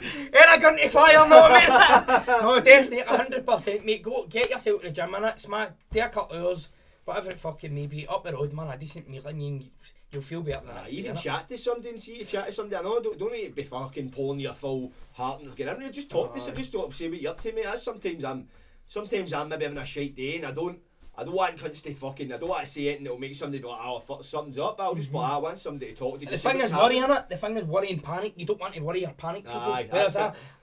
That's a message you want to get out there, is you're not going to worry or panic anybody. Just make sure you reach out for it when you need it. People will worry more, know what I mean? It's like if you don't, and there's obviously something up, it's people cause concern, but if you tell somebody, then it's kind of, it is a big weight off people's chest. No, definitely, and it makes sense. Once that weight's lifted, man, you'll see the person shine. 100%, just like yourself, you're speaking from experience with us, know what I mean? Definitely. It's only ever happened to me once, like being feeling shite about myself, but because I work with it on a daily basis, not just work with it, I've had people running about me and I've also experienced it that time as well, and that one time was enough for me, know what I mean? I'm quite, I'm the loudest cunt in the room, not me. Know what I mean? So I'm always out there and whatever else, but that's how I think my family and that picked up with me, because I was always quiet and you just wasn't noticed talking up your much. chain They and kind character. of, they seen it in me and I went up and know John, and it was a dark place, mate, for me. Do you know what I mean? It wasn't a nice place at all, but and a place I ever thought I'd hang with there. But when I went for the actual counselling, and the counsellor was telling me the first time it didn't work, mate. The second time it worked. It's as if I didn't have a connection with the person I was talking to. The second time it worked. So did you have to go a couple of times for it kind of trust in a degree? Aye, definitely. And my work was giving me great support in that at the time and all, because I had to tell him it was wrong, was not me, I was like that. I think I ended up with SAD syndrome and all that. I ended up having to, so when you've not got enough daylight in your body and things like that. You're lacking vitamin D, but you're not leaving the house. It's madness. I'm like, fucking hell, man, where'd this come from, you know what I mean? One night try to shake it up, it doesn't matter what you do, it's not going anywhere, do you know what I mean? But that was the best thing I done, mate. Always go and talk, doesn't matter what it is, or even if it's a wee thing or a big thing, it's never too big anyway. That's what the message I like to get out there as well. Nothing's ever too big. It always seems big the more you bottle it up, because it's the bigger it gets in your head, know what I mean? But once you get it out, you're like, ah, fucking hell. No, definitely, and it is that, mate. But that's exactly how I've been doing what I've been doing, but it fries me to continue to do what I'm doing. Going forward, I think I've said to you before, there's plans for this year for obviously to bring out another company and things like that. There's things going out to graphic designers and things like that now, so I don't know what's actually going to be like, but there will be a clothing range coming either summertime, late summer, after the summer. Is that going to be kind of related to the kind of work you do, the clothing range? Like, is it going to there's be a couple there's a couple of things what's been sent off, so I'm trying to work with what's the best to go with now. The guy's liaising with me well, he's a good artist and things like that as well, so there's things we keep pinging back and forward to each other. What about this, what about that? Just bouncing ideas off each other. Definitely, but this, when it does hang me a car, it won't even be just for mental health and things like that, but for like a lot of different things that it'll go out of bound. It'll snowball left and right. Definitely. I'll speak more about that once it I'll probably come back on. I'll be happy to get you back on 100% for down the line and you want to promote that kind of thing, talk to you, because as you say, a lot does change in time, know what I mean? Definitely, and I think the best thing for you, see if you've got a focus, man, you're just, for me anyway, if I'm focused on something, I just go. Do you know what I mean? That's what you need. You need some kind of ambition or drive in life. See, when you're sitting, that's just how it goes back to see a lot of people, the reason why they turn to drugs or bevies, because they've got no goals or any ambition kind of, because they're not brought up. It's a groundhog day for a minute. You're brought up just to be like, right, go up, get a trade, make money, buy a house, fucking have wins and that deep. But then some people are like that, right, I've not got a job, fuck, I'm not doing this straight, I'm fucking up, but that's not the thing. See, that can get that way, I know, even when you're busy as well, because you're fucking out busting your balls every day, and it's like, fuck, you get to a point and you're like, is this what it is? Is this what it is? Not me. Fucking busting my balls, no, that's how I always say, take time for yourself, because you can do it there. It's happened to me as well, as I saying, mate. I'm quite a busy cunt anyway. I keep myself busy. I'm always doing something. The new it's a wee bit. I'm bullshitting because there's fuck all to do now. But I've got my bike, so. It's one of the ones. It's like when you're sitting bored, it's like. You're right. It's like, see, the mind needs stimulated. See, when you're sitting bored, unless I'm fucking sitting stoned at my bottom, you know what I mean? I'm like, I need to get up there. Even when I'm sitting stoned, I'm like, alright, only so much of this telly I can fucking watch. So I getting a bike's probably the best thing that's happened during this. Mate, could you picture me on the fucking green? Not me now. I'd become this fucking. Fuck knows, man, some crazy bastard anyway, man, with crazy thing. Fucking tinfoil hat cunt. Aye, man, one of he cunts, not me, just thinks and wants to create things and all that, not I mean, but... It helps with creativity. Well, for me, it helps with creativity, you know what I mean? It helps you to think outside the box. With certain things, I wouldn't recommend it to somebody. I go and smoke a joint and find an essay, I wouldn't recommend it, but it helps with me when I'm playing a guitar and I'm writing. You think of ideas you probably wouldn't have thought of before, or you'd have took a lot longer to get to. It's like it's like your thinking pattern's different. It changes the way you think. Know what I mean? But I think you think more when you're on it.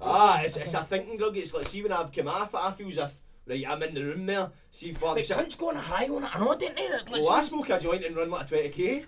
I get me on. Fuck's sake. I ended up smoking a joint a few weeks ago and ran like a 27k. You get in the zone, I smoke a joint and go to the gym. Fucking hell, man, that's madness. It's good for focusing that, because see now I smoke a joint, I struggle to chill smoking a joint, because I'm not used to, right, I smoke it and I'm like, right, what can I do? I need to get busy. But now see if I'm sitting watching the telly, it's fucking brain rot for me, man. I smoke a joint and I'm like, that's how I get a guitar there, man. It's the best thing.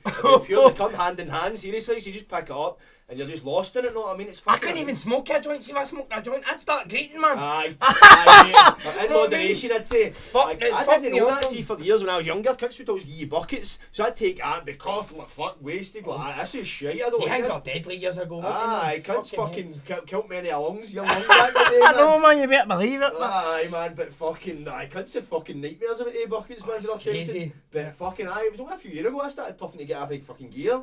So I was bad, mate, know what I mean? And it did. You battering it sober and that, I know what you're Aye, most days.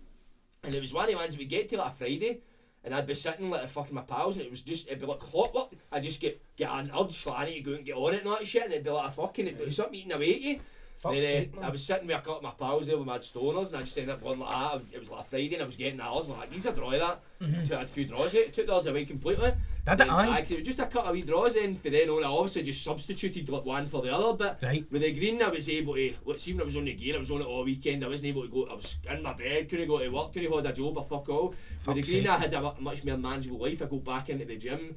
Fucking, I was obviously puffing and all that, know what I mean? But it's like, it was good. It was a good substitute, know what I mean? I was still fucking hammering, no pure hammering it, but I was still taking something. But at least I was able to have a life with this, know what I mean? Whereas the gear takes care of your life.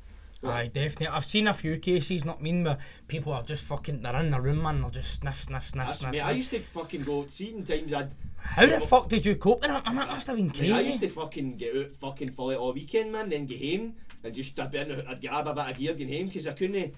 It was the thought of getting home. Without something? I know, it was the thought of getting home and having to wake up and deal with whatever the fuck, like, obviously the club down and all that shit. I could see the thought of that. See, that's why I was always out in mad benders and that, because I wanted to just stay out, and then see when every time I was getting home, I was like, no, because I knew I need to I need to get back to reality now. Then that's how it was like fucking. It was like the Truman Show half the time. See, then when I was getting home, man, I'd been out that long, man. It was like fucking end of the Truman Show. So through the big fucking wash, and it was like, fuck's sake, man. Fuck's sake, man, the right straight. That's crazy, isn't it? Aye, but it was getting back. So I'd get home, I fucking grab a bit of gear and fucking end up sitting in my room sniffing myself. See, I'm thinking that now, I'm like, what the fuck was that? You never hit bad ones? I think your ticker was going to gear up or fucking anything like that, man. I ended up in a fucking ambulance all fucking hooked up to all these wires, man. So I was fucking having the problem. Tony! My man's in it. Oh man, fucking Tony Fantana. But fucking hell, man. Fucking Tony Canafanta. Fucking aye, right, man, I ended up fucking pure one night. My heart was going, I was just struggling to breathe, and it wouldn't go away. And that NHS 24, they sent an ambulance out. Ended up in the ambulance, man.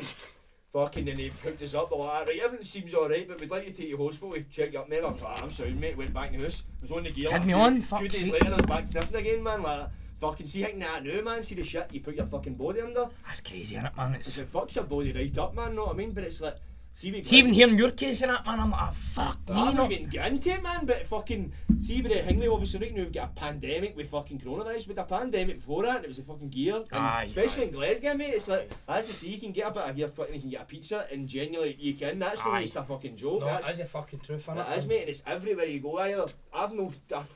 You could probably, out of the population, there's probably 5-10% of cunts that have never took it. I would say in the cunts we know anyway. I don't know about maybe the full of Glasgow, but it's just everywhere, and that's the thing. It's frying a lot of cunts nuts. That's how a lot of people's mental health are fucked, because they think they don't realise the damage you're taking a gear. You're putting your brain under so much. Know what 100%. Not just that as well, man. Your fucking your brain's you're 100 mile an hour on that sort of drug, innit? It's on a pure complete. So the highest fucking upper you'll get, innit? Man? Exactly, man.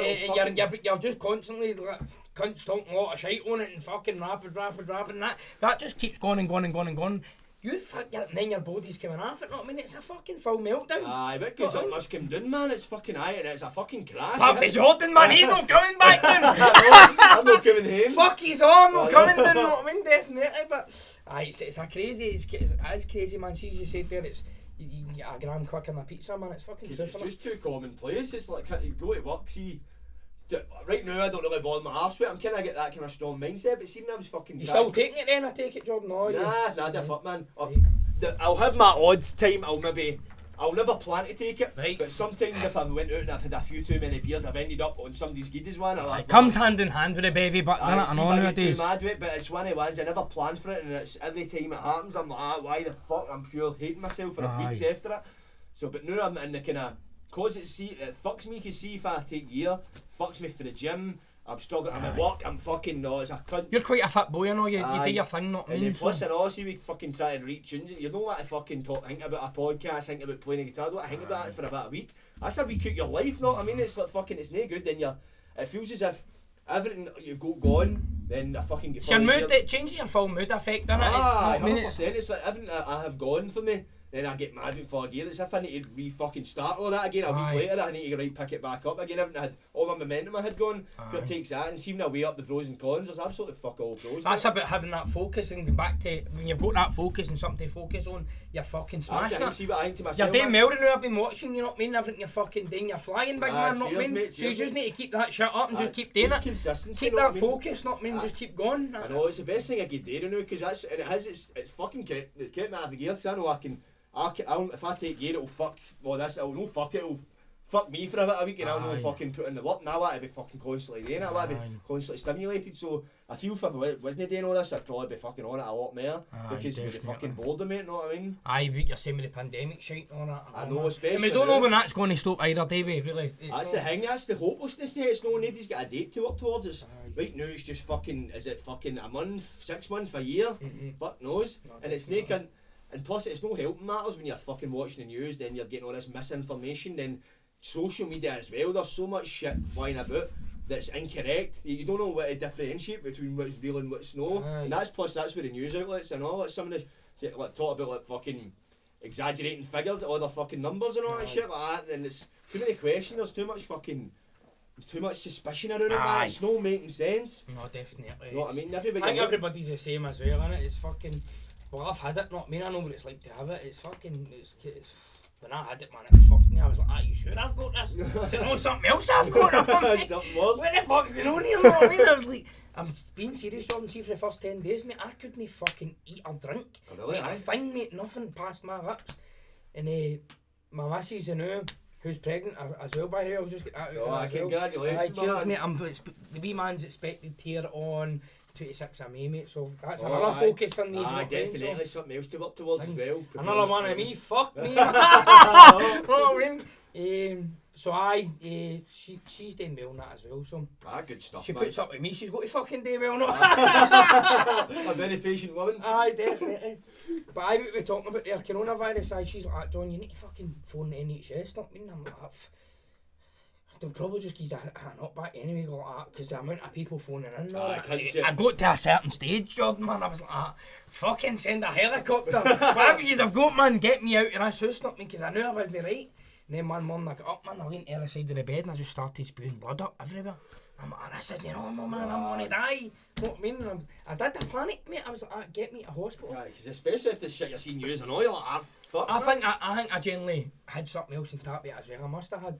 You know a lot of people that get it and they contract pneumonia out of it. It's kind of that's what you find a lot of people that died with. It's like they get it and then they contract like the flu as well, like pneumonia as well. It's a fucking double whammy, you know what I mean? Definitely. It's a crazy thing, man. But I just hope it fucking clears up. Places start to open up again, gyms, fucking... Need a bit of normality back, it's even coming down here the night, man, I'm like, not a fucking show, I'm like, where am I going to a water for? That's how bad it is. It's a weird feeling, it's like driving about a fucking ghost town, it's alien, mate, innit? I went a jog the other week, man, see when I was jogging through the town, it was like, I can't mind what day it was like a fucking... I think it was like during the week or something, the town would have been busy, man, I turned up and the place was just dead. It was a ghost town, it's a weird thing to see, it's horrible, mate, it is horrible, but... What can we do? No, you just need to go on, mate, you just need to kind of fucking... working yourself, know what I mean? Get yourself through it. That's it, mate. Just find a focus, stick to the focus. If that focus doesn't work, if you hit a hurdle, mate, go to the next hurdle. You'll always fucking fail at a hurdle, not mean. You maybe hit a few. That's fine, mate. That's allowed. That's life. But just keep going. Just keep going. A lot of people kind of hit the first, second, third hurdle and go fuck it, And man. you get up too easy. Don't give up, man. Just keep going. That's what I would say. That's anyway. it. That's the way it in life, know what I mean? It's your mental health or any kind of goals you've got, know what I mean? You need to just keep plodding away. Well, it's not all going to be rosy as fuck. It's not going to be a smooth road. It is going to get bumpy at times, but it's just... That's life as well, it's but life, innit, mate, man? know what I mean? It's just... Whose fucking life ever runs smoothly? Nah, or it's goes a the one free for the day they come into the world to the day they leave it. I know, So it doesn't exist, happen. know what I mean? It doesn't happen, mate, but... There's no such thing as a normal life, know what I mean, really? No. No, as a fuck. But You've got to... I think that's what life's about, mate. You've got to... That's exactly, because it's a lot of these challenges, that's what makes you grow, know what I mean? That's, I feel... Life does give you like, lessons and experiences to shape you. See, a lot of times I've went through a lot of stuff's happened in my life and kind of thing, and I'm like, how the fuck did that turn out the way it went? Then like seeing reflection a few years later, I'm like, if that never happened, I wouldn't have done this and it wouldn't have led me to that. Sorry about that, fucking debt you're shouting. What's going on here, man? Is that pizza? Fucking let it come in, no man. No, definitely. Even like going back to that time I was in the High Court as a wee boy. I remember the day I get sentenced. Luke Mitchell was in the next courtroom, and my cousin, he's not my cousin, but he's a boy I was brought up with all my life. Oh, so James, he was getting tried for murder. He murdered that cunt. Oh, really? He was in the next room for us. Next courtroom. I'm in a room getting done for getting hanged with a gun. Luke Mitchell's in the room getting done for a murder. A boy I fucking spent all my life with growing up is getting fucking sentenced for murder. He's still in the new. Is he? He's fucking still in the new. Know what I mean? Fuck's sake, what's that, 16 year? 16 year, mate, he's still not released. Fucking hell, That's man. fucking scary, It's a innit, lifetime, mate? innit, man? And see the amount of shit that's changed for then in my life. It's all positive shit, not mean. But I genuinely believe that shit had to happen. Like I wouldn't change fuck all. There's some things I would change, not mean. Or maybe for the people I've hurted and whatever else over the years, I maybe fucking... I don't know what, but there is definitely some things. If I sat and thought about it, fuck aye, definitely. Of course there is. But there's a lot I wouldn't fucking change, because if I didn't do that when I was younger, I wouldn't be doing what I'm doing now. What would you be doing now? No, I mean, it's like one of the ones that's these at the time. I was never going to be a doctor or a dentist or a fucking... No, I mean, it wasn't going to happen, but you put your powers to use, mate, and you fly with it, and you see what works for you as well. You kind of know what I mean with the cell. You're the kind of person, as you say, you're kind of up front. What you see is what you get. Know what I mean? And you can talk to people, as you say. Get back to they're saying about some people go in the room, they kind of freeze up. They've got that social anxiety. You've not got that. Know what I mean? And being this kind of line, you like see people kind of be. Like, you probably get some people that's got communication issues. Get into a job with yourself, you wouldn't get the best result, I imagine, if you've got kind of issues. Know what I mean? With yourself, you can be up front, right, and kind of talk to people, getting their level. A lot of people struggle to do that, and that's helped you do as well as you're doing, and you're kind of line of work and be successful with people. I definitely. I think everybody can do that. Anybody can do that in whatever the line of work is, but just use that tool going forward to whatever they know. You can apply it in any scenarios you want. 100%, do you know what I mean? And even going forward, I've had people phoning me in the past, pals and things like that, causing the clothing line side of things I was involved in at the time with Tony, and I think Tony's still flying with the new. Best of luck to the boy.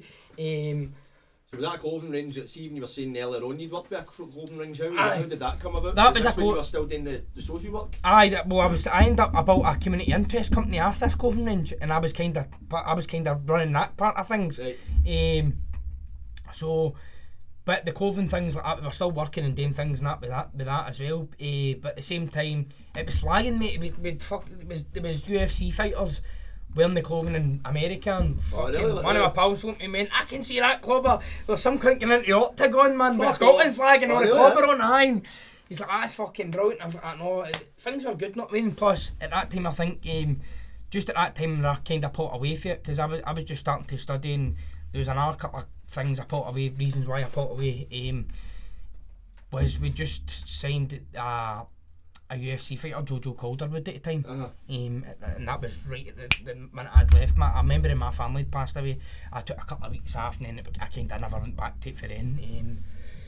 I spoke to, obviously, the boy I was working with in partnership at the time with, and that was it for me. I was just like, no, it's time now, that's it. And I've no regrets at all, because for I've made that decision, shit get better for me. Do you know what I mean? Oh, really? I was fucking running the gun, mate, because I was still working and fucking trying to run things with my pal. Do you know what I mean? As well, so it was like I was leaving the house, mate, at 7 o'clock in the morning. I wasn't getting home till 11 o'clock at night. Fuck, really? Then, aye, mate, the time you fucking had your scran, washed your balls and get into your bed again, know, man, you're back up it was time to get up again, do you know what I mean? So it was like, it was just on the go constant. How long was he continuing to keep this going for?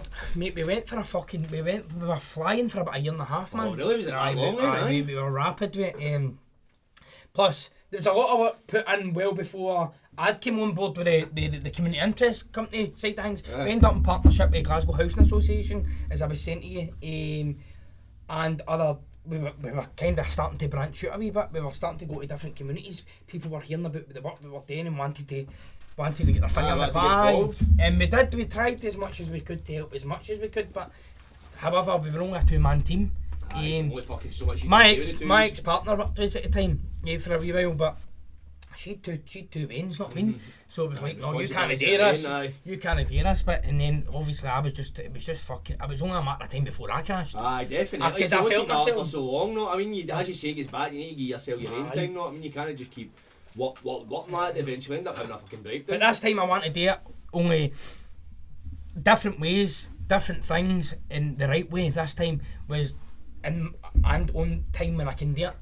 Instead of just make it. Because I felt as if I was just running, man. I was just fucking running all the time. It was like, fucking hell, like you didn't have a minute for yourself, not me. So it was like, and that's not a good way to. Nah, that's not healthy for you. It's not good for your mental health, mate. So you could be, a lot of cracking things were happening. The place was blowing up, mate. Everything was happening that I wanted to happen. I was getting with great opportunities. We were out there smashing it. There was also a couple of things I took part in as well, video chats and things like that with certain people, nothing like this. This is the first podcast I've ever came on. Oh, is it? Aye, it is, mate. So it's good to be here, John. Cheers for coming, man. So aye, mate, not a problem. And I was talking in the past with certain other people and things like that, but I get tied up and things like that, and people wanted us on and whatever else, but because they cared about obviously nothing to do with like, my life experience, just the work experience that we were doing. It was all kind of about that sort of thing. But running businesses and doing things, it's a fucking tiring thing. Do you know what I mean? I can imagine, because it does take so much of your time. People think you can just get up, fly out of bed, and create a pair of shorts and t-shirt and a jumper and just fuck it onto Instagram and sell it. That's not how it works. There's so much to it, mate. There's fucking a lot to it. You need to know the ins and outs of everything that, like. Oh, no, you need to know the industry, know your kind of target fucking customer. I told somebody for talking sakes, look, see Nike for talking sakes. Nike didn't get up one day and create Nike, and fucking the guy that created Nike, have you ever read it, mate? It's fucking powerful, mate. You need to read it. Is it, aye? Oh, aye, definitely. Like, and look, even still, it's all about spending money and things like that as well, because. And with any company, the promotion. You need to speculate, accumulate. 100%. And the thing I learned most, like, look at Nike now, they're still spending millions on advertisement. That's where probably a lot of their fucking money's going into, fucking advertisement, mate, do you know what I mean? That's the right way to stay relevant for these companies, know what I mean? So it's all about, you need to spend a lot of money as well, so when you've got something, you've got a plan, you need to fucking stick with the plan. You need to just go. You can't be half-hearted about this shit, you need to be writing about it, know what I mean? That's the way it is. I think a lot of people think, once you've got it up and running, that you can put the feet up, but it's not, it's all maintenance, know what I mean? See if you take your foot off the gas, it can just 40 seconds. And that's alright for some people. For me, man, I don't want to take my foot off the gas. I want to fucking expand. I just want to keep going. You want to build a brand. As I say, the idea's gone forward. I've been talking to one of my best pals and that about it, and he's all for it and whatever else. And I'm like, we'll just need to go with the ideas and take it for there. And he's like, aye, let's fucking go for it. So in the next couple of months, I'll be starting to focus on that, because I'm hoping maybe I can step into part-time what I'm doing now, and obviously then just focus on that. Make that my main focus, mate, and just hang in that. But it'll not be just things to do with clothing, there'll be other wee things coming out. I mean, you'll start to see it, I know what to say it now. No, of course, keep it close to your chest until you start doing it. But this time I've got a bigger fucking idea of what I'm doing now. Right now, plus I know you've got the experience of having done it before, so see all the bumps that occurred the first time kind of thing, you can kind of like, right, this, we tried this, that went wrong, so you've got a kind of set idea, maybe it don't know, probably all go smooth, but probably go a bit smoother. Even like the wee daft things in life, when you're doing things like that as well, it's like the people which give you the materials, they need to be on the ball 24/7, they need to be constantly reliable. Something crashes with them, mate, your company's crashing. Aye. That's it, because you're not supplying the goods you should be supplying. Aye. No, that's it's a domino effect. It needs to be solidarity, not mean between the me and the person I'm with. That's it, and it's got to hang me. My cousin's got a printing company and that down south and that as well, so we're in talking terms with what's going on there as well. It's probably good enough, and then you've got somebody, you know, that's a good thing as well. I can kind of relate to that, because what we're doing now, all my kind of collective, see, we're doing the podcast and the music thing, there's a few people involved in that, but it's all my pals and all that, and we're all getting in at the same time, so it's like one of the ones it's good having people you know, right, I know this person kind of thing. It's like giving your money to somebody like you didn't know or something, you're like, ah, right, is this person put in 100% is me, you know what I mean? Because it's you need to hear different things, I know, you need to listen as well, because sometimes you're like, see exactly what you just said there, Jordan, you need that, see if you're thinking that, fucking go with it, because if you're thinking it, there's a reason why you're thinking that, do you get what I'm saying? So that's exactly how I work. If I'm thinking something, there's a fucking reason why I'm thinking it. So you act on it, don't let you act on it straight away, mate. That is don't let it fester for too long. Definitely, man. I've started to realise that too. For a lot of time, I had my ideas in my head and I just left them, but now I'm like, fucking, there's such things a shite idea. You just need to go for it, and you do need to take risks in life. Like, nobody got anywhere without taking risks. Everything I've fucking done's a risk. Exactly, you know what I mean? Sometimes they pay off, sometimes they don't, but when they pay off, you're like, I think the biggest risk with anything in that side of things would be financial, innit? That's it. It's the taking the leap, then plus an oxygen. It's fear, innit? It's fear of failing. I family and all, and that's what stops a lot of people's that resistance in the head. Like, no, if I fail, it's the fear of failure. It probably kills so many more dreams than anything else. It's the fear of failure. You know what I mean? And a lot of time, maybe that's fear. It's been hot. A lot of that's just built in the head. A lot of that, know what I mean? But it's the things, and plus and also you've got take the chance, man. Take the chance. No, what if you're going to fall, man? You'll fucking fall, but you'll not fall again after it. The way I look at it, man, see, think like fucking years from now, you're older on your deathbed and that. Fuck, looking back, going like, I wish I'd done this. Fuck that, having that. I know, mate. That's how I feel. That feeling, like you're gonna have looking back a regret is 10 times worse than any feeling that a fucking failure I'm going to have. See, if I fail, I can like, at least I tried. If the thought of what might have happened is fucking more scary me than the fear of failure. 100%. And do you know what? Everybody's got that in them. It's another thing. It's a natural human fucking thing. It's called resistance. It exists in always. You think a lot of people think, I thought it myself. I thought it was just me. But you realise I've read a book, The Art of War, or The War of Art. Is it? Fuck knows. It was one of them anyway. And it was basically about this. And it was a guy, it's a thought I'd had before, because I used to get like mad. Say for talk's sake, for instance, I'd get like a notion to go for a run, then I'd get all the ideas, can it be arse and all that, and all the ideas to put you off it, which would then put me off it. I've realised that's actually resistance, and that's what your brain, like, see, every good idea you have, no long after that, the doubt tries to come into your head. That's just a natural fucking human thing, you just need to overcome that. What I realised, see, when I was starting to get this kind of notion, fuck doing that. That's a normal thing, that's a human thing. When I started going against that, it was paying off. And I'm like, right, they're starting to get a theme here, but I was like, one of the ones, because I was just feeling my need, I'm like, what the fuck, am I going nuts? And then I read this book, and it's as if I couldn't put this into words for me, and I was like, I was reading it like, Jesus, this is real. Know what I mean? And this isn't just me, this is fucking everybody. You felt it straight away then, didn't you? I read it, it was like just, it's as if some kid took the things I was thinking and just put it into words, and this guy, you know, he wasn't just some mad cunt who's like a guy you just write, so this is what he did. He was writing, I was in this position before, I felt all these feelings and all that, and then he's kind of came for the same kind of thinking as I have, but he's managed to fucking recognise it and fucking elaborate it, know what I mean, actually put it into words for people to explain, and fucking I should really get a fucking read.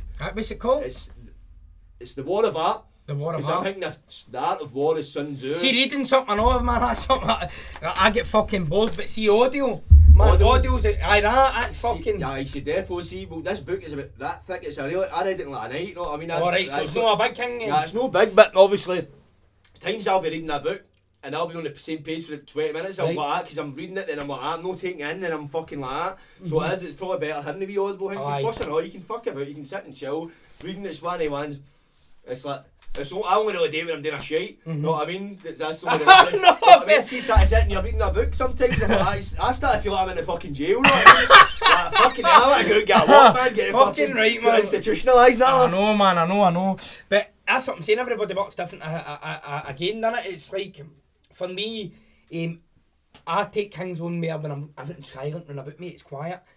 I don't know fucking how, maybe it's a part of my dyslexia, I don't know what it is, not mean, but you could be standing there and some cunt could be standing there and you could be just talking to each other, and I'm reading something, I'm not taking that in, I'm reading it. You're distracted, But I'm not taking that fucking letter says, not mean. So like everything a day in mind. I'm the kind of same. I'm like that way. See people out in like, say it's a nice day and they're out in like fucking Kelmgrove Park and they're reading a book. I can't do that. I don't know how cunts can read. Fair play to them, not me. I need to be kind of like looking about me, not knowing I can. I just it's like I'm looking at a book and I'm like that, constantly looking up. It's like one of the ones. It's like crossing a road with foot long. That's what it feels like. See if you're trying to cross a road with foot long, you can't do it. It's like it's in your fucking instinct to look. That's what it felt like. It's like I didn't feel I can't be outside reading this. Even out the back reading it felt to see if I went to the bank the next time to read a book, man. It was just I couldn't get in. I just felt as if that awareness, that outside awareness kind of thing, know what I mean? I can get what you're talking about, know what I mean? You do need that. See, I tried that audible thing we were talking about there again. It was like I fucking never tried this. This might not work either. But the only reason I hang with it is because mediation. I tried that. Not mean. Mediation. I like fucking. It's like the one I tried. It's like it try and calm you. Oh, meditation. Aye. But it's like what's the name of it? Is it Headspace? No, is it I can't mind the name of it. It's Transcendental meditation. It's meditation, but that's not the name of it. That's how I say like mediation. It's like it's fucking. I can't mind the name. So what would you do? What is it? It's like I think you can get it on YouTube, right? And it is YouTube. It's YouTube. I got it on, and it was like I know I've I've listened to Headspace a bit. But this one had like fucking, it's like a mad thing, it's got all different colours and all that on it. So is it a kind of thing you watch it kind of thing whilst... You watch and listen it, man, it fucking works. So what do you like sit and breathe in that, or do you just watch it? There's a talking one on it, I know you can click a mad thing on it. Is it like there's another video below it, and like you, because you can't click it, obviously, as you know, on YouTube, so it was the one below it. There's all different ones, of course, but relate to the same thing. And it fucking works, mate, like... It calms you right down. I mean, I didn't think it worked. It was my pal that told me, I don't know. Try that, not me. I tried it and fucking... You think in your head, because see, I meditate every day, you know what I mean? I get cold baths and all that shit, and see now, like, I wasn't, fucking probably about a year ago, I wasn't doing any of this shit, man. My head was up my arse. It's made a pure difference to my mood, my fucking outlook, positive and all that stuff. But this is shit like this has been going on for thousands generations. See, I've got a pal that meditates and that as well, but I'd never really hang you think, no, see, you think to yourself, this man, thing, it's called meditation or something, I can't mind the exact fucking name for it was called. Don't know if it's like a mad thing with meditation and something else. It's like a blend or something. I can't mind what it was, but it was fucking good, mate. I know that. I mean, that shit works, you think. See if you could put in a pill. What does it take for you, Jordan? It clears all the clutter up in the head. See, right. it's like, I meditate, but I do cold baths and that as well, and it's honestly, God, I feel fresh, I feel brilliant, I'm fucking a happy mood and all that shit, man. It pure makes a total difference, man. It can turn a fucking dark day into a bright one, know what I mean? Aye, good stuff. You say it makes you feel better, see if you could put this into a pill, this feeling, mate, you'd be a fucking millionaire selling it, cunts, but it's the fact that you need to put in the time and effort to do it, know what I mean? But the thing is, you know, the fact, see the things you need to put in the time and effort, they're the things that don't give you the come down later. See the quick fucking, the line of gear, that'll quickly fucking get you up, but you fucking come back down and you hit the ground with a thud. With this stuff, you can do it every day and then you're just fucking on the ball. It's fucking brilliant, I would really recommend it. But it's one of the ones, it's like, at first, meditating. That works for you, basically, doesn't it? I associated fucking meditating, fucking hippies and all that shit, so I'm fuck doing that, but eventually I can't mind how I go in there. I just tried it, I think it was like 5 minutes a day, man. I did notice a difference, know what I mean, my mood and that. Then I just end up getting the other, like, read into Wim Hof for that. Have a fuck no. He's a guy basically fucking does a lot of breathing techniques, man. Like basically what it is like his wife was like schizophrenic, she had all sorts of kind of mental problems and that. And one day they were staying up a high rise. I think he was in making a dinner or something. And his wife like kissed all her wains like goodbye and jumped off the fucking veranda, killed herself. So he kind of looked into all these techniques like that for how he could have treated his wife, because well, the way she wasn't getting, wasn't working. And he started reading into like how the cold water. So it came off a true story then? That's crazy, isn't it? This cunt's climbed Everest in his boxers and that. Fuck's sake! Aye, mate, this cunt's a mad. He's fucking, what else has he done? He swam under. He's the longest. He's got the world's record. So it shows you about the human brain can do, you know what I mean? The world's record for swimming under ice.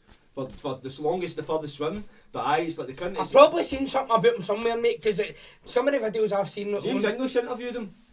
He's for the Netherlands, cunt with a beard.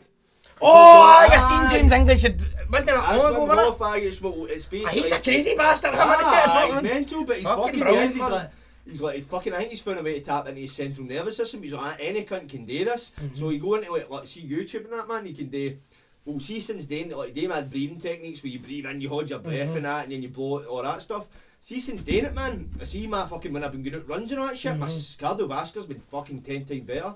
See that thing fucking English done and on, it was an acoustic thing, remember? It was like a camp he went to abroad. Oh, the ayahuasca? Aye, that, man. I would try that. I watched his documentary on it and I thought, I didn't know what I thought, not me, I was like, fucking hell. But was it a fear? Not me, a fear of going back to it. Because when James is talking on it, you can see him saying, like, fuck, he could hear his migraine and all that. I know, it's see, like, apparently what it is, fucking hell, because I've took DMT, that's what's in it, I've took that before. Right, what's that? DMT, it's like dimethyltryptamine, it comes from like a fucking, a tree in the Amazon rainforest, you smoke it, it's like a 10-minute fucking, it's 10 minutes, but ayahuasca, you drink it, it's DMT, but it lasts 8 hours, and apparently with ayahuasca, you confront all your demons. But it's like meant to be a cure for depression. That's like, this is all plant shit. Like, kids have been drinking this for thousands of years. Know what I mean? Like fucking ancient Amazonian tribes. Know what I mean? I think humanity's in the past couple of years. Know what I mean? See with the fucking industrial fucking kind of side of things on. It's kind of see that part in that see the bit in the programme you can hear them all greeting. No, that I'm fucking hell. It's meant to be fucking terrifying. I see some shit. You must actually face your demons. You've got to, you know what I mean? I was in Amsterdam and I was in the Bulldog bar and I bumped into this boy. Ended up talking to this That's boy. a bit different from fucking no, well, this boy had just done an ayahuasca retreat and he was passing through Amsterdam on his way home. And I was like, how is it? He's like, mate, you confront your demons. He's like, my fucking pal died years ago and he fucked us up. He's like, I had a conversation with him. And he's like, and it feels, and it's like, he's like, can I give him that closure? Right. He's like, but he's like, I used to have like drug and alcohol kind of issues before. He's like, look, I'm drinking a non-alcoholic beer, smoking a CBD joint. He's like, I have no temptation to get on it or nothing. He's like, it's just eliminated. Fucking hell, man. So it is. It's fair. Like, cunts take it, man. It's closure with a lot of people in it, but it's like, yeah, it is fucking. It's like whatever is in your fucking head. It's obviously like fucking. You can hangs, it's your meant to confront your fucking demons and it's like... I would fucking get a bash. I seen I watched James English's one. I fucking read into it on, like, I was like, how much would it cost to go and do... It's not even all that dear. It's not the one English went to, I think, was fucking quite dear, Rhythmare. I can't mind the one he was at. Look, there's a good few you can do, because there's a thing called Retreat Guru. Right. It's a website and it's basically like a comparison. It's like ones in Peru, fucking Spain, all that shit, and it's like different prices and that. But it's I want to do it, but I'm like, I'm fucking, because some of them, I don't know. We're fucking doing it. We're doing it. The twos are doing it, man. No, I mean, the twos will do it together, man. We'll see what the outcomes are. Probably about bubbling all night, but fuck it, no. It'll be an experience, because definitely, man. When I smoked the DMT, I was one of ones, see, up until that point, I was always full of fucking doubt and all that shit, and it was like, I chat out of doing it a few times, taking it, and one time I was just like, I know what, fuck it, I don't give a fuck. If I smoke this and end up fucked, I want to just see what's there. Just want to find out about it, the fucking mystery. I smoked it, man, and it was like I felt I'd dying right to heaven. I didn't feel I was dead, but I felt as if, see all that negative human emotion, like stress, worry and all that shit, that was stripped away and I just felt mentally free. And then it was like weird and it was like... It's amazing how something a plant can cure you, not mean? The plant is grown out the earth, that shit was here. But this isn't a coincidence, this shit grows out the ground and fucking we're here, this shit was meant to be taken, you know what I mean? Fucking and it's like, honestly, see, I had bad OCD before that. I used to be one of the ones, I'd need to touch like a table 3 times and all that shit. I used to have it pure bad. I was leaving the house, I'd need to fucking shut doors 3 times. I had to do all this mad shit, it was fucking mental. Smoked that DMT, I had this all my life. See, I've got that OCD, I know, but that's caused me fucking things. You're not controlling your own life, exactly. You feel it's like it made me OCD for me, made me angry and all that as well. Do you know what I mean? Because see things when they done the right way and all that, I get angry about it. It's stress you because you're like, nah, it needs to be this way. That's the way I was as well. It was like it was dead. It would take it a bit of my life, know what I mean, to a certain degree. Know what I mean? It was like fucking see if I was leaving the house, it'd take me much longer because I'd need to do all these things. I couldn't leave the house unless I'd done it. Like this fear of something fucking bad would happen. See, I used to think along the lines, that's crazy, that man. The thing is, listen to this. Like, see when I smoked the DMT. Once, I don't know, it was like when I came out to it, I was like, it felt as if I kind of knew what our purpose and fucking the planet was. Before then, I was like, what the fuck is, why are we here? All this shit, and it felt as if the questions were answered. See, when I smoked it this one time, I came out to it and I was like, with OCD, I was like, this is a lot of shit. Like, this doesn't affect nothing. See, since that day, no done fuck all. It's cured it. You know what I mean? And it's like, I had this... So the best thing you've done then, basically, was that? Mate, and it's like, see, things and all, I kept getting this thing saying to me, doubt is the devil, and I kept saying it to you, see, when I was tripping, obviously, it only lasts 10 minutes, you smoke it, and 10 minutes later, you're back to normal, it's not come down a fuck all, and kept saying doubt is the devil, and I was always full of self-doubt. I always shot myself down. And then it was a smoke. So that was a sign then, man. That was a kind of sign, so then I was like, wait a fucking minute. Then I ended up going to see my pal, he was in Leatherdale at the time.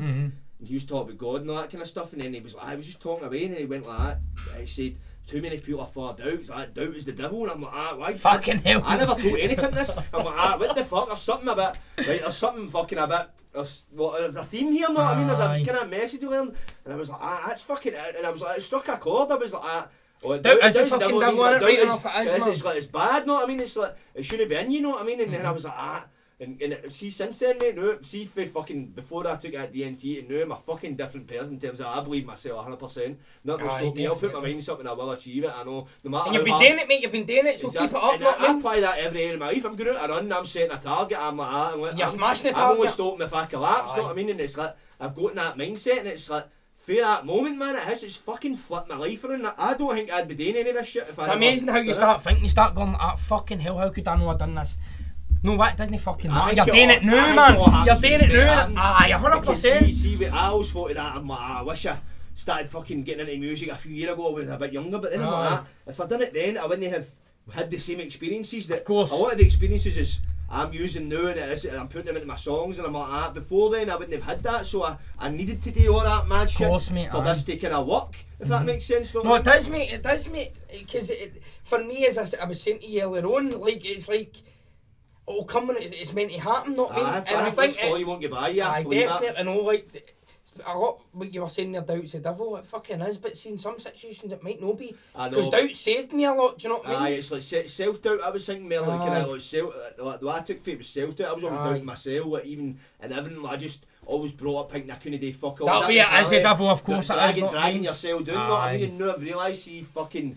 Because it's like pure control, innit? It's pure self-control. And you think as well, you're like that. See. The doubt in your head, it puts up such. See if like, doubt in your brain was a fucking lawyer, it'd be the best lawyer in the fucking world. No joking, because it puts up such a case to convince you like that, nah. It does. But see, once you go against it and then you take the risk, you're like that. All that doubt, you're like, what a lot of shit that was. And I feel 100%. the more you fucking take the risk, and the more like you're like that. It's the voice of doubt starts to get quieter and quieter. You're like that. Nah, I didn't listen to you the first time, and then it paid off. So why the fuck would I listen to you again? Then you started believing yourself, and that's where it kind of fucking snowballed there for me. You know what I mean? Now I'm at a point now, and what fucking doubt is fucking. But that's brilliant, man. That's good to hear that, and it's amazing to hear as well, innit? Because it just shows you that wee thing that you done, man. It just triggered you to start doing the shit that you wanted to be doing. That's how I'm like that. It's definitely. You know what I mean? I don't know what English I felt he didn't. Have they got much an experience on it? I says that on it, but the thing is, I'm like, nah, it's definitely, there's something to it, know what I mean? But I'd love to try the ayahuasca, 100%, man. I would get a get with Rhyme Band, a fucking mad bastards about film a documentary. Me and you, Charles, and about a couple of fucking hippies, know what I mean? Jumped about the fucking jungle there, and scouts something in the box. Johnny Collins and Jordan, my kids would freak out right enough, wouldn't they? Aye. No, definitely, mate. It would definitely be something I would like to try. If I had the chance, I would do it. Of course, I would. 100%. It's one of the ones. It's like it is. See, when I first took the MT, it's like, man, it's an experience. And see, to be honest, see the feeling. It's probably.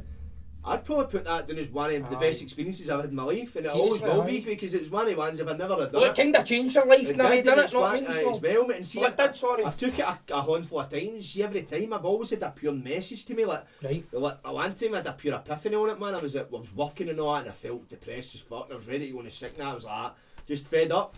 I smoked it, man, and it was like fucking. It was like I felt as if something was telling me just like that, fucking pursue your passions, or it'll be the death of you.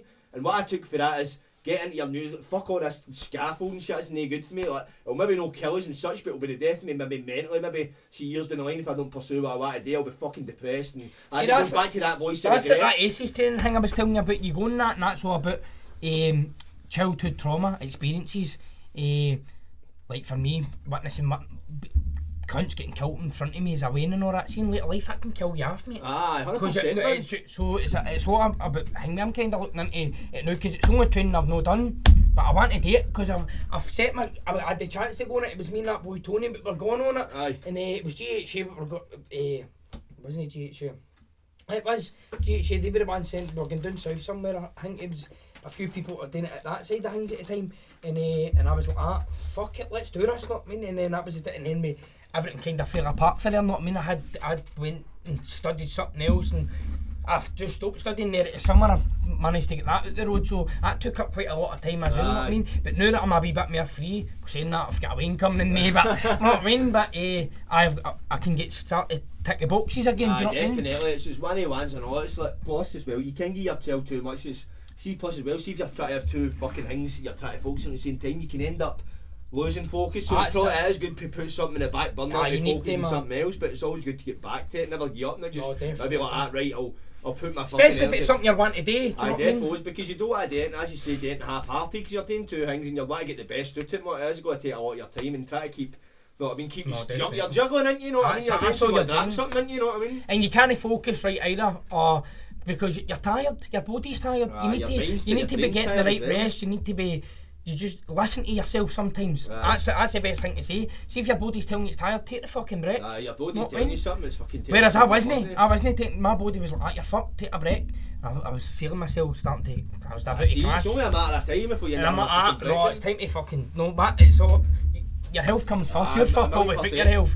You're nothing without your health, mate, and that's it. Look after number one, and you're number one. Because if number one's no good, mate, neither fuck is anything else about you. I know exactly. It's one of the ones, if you thought to fuck everything, and you thought to fuck, know what I mean? So you put in that wee bit of time yourself, know what I mean? It'll fucking... Definitely, if you're feeling brilliant, mate, everything's brilliant. And everybody around you's got to feel brilliant because you've got to be putting in that time. So if you're feeling fucked, you're like, I can't be arsed doing this, it affects this person. You start to see the benefits of what you're doing, I know, definitely. And when you're seeing the benefit of what you're actually doing as well, man, you just become hungrier. It's like hungrier, man. It's like a national drug, innit? I dug me a steak next month, innit? Know what I mean? What? You're just going for it, know what I mean? That's it. And it's the outcomes, the benefits, everything you're doing. You want to see, because what you actually want to be doing is you want to see the success in it. You want that reward, that be reward for yourself, of course. That's the reason why you're doing it. But sometimes you get caught up in hard work, you forget about all that, and it becomes just a fucking...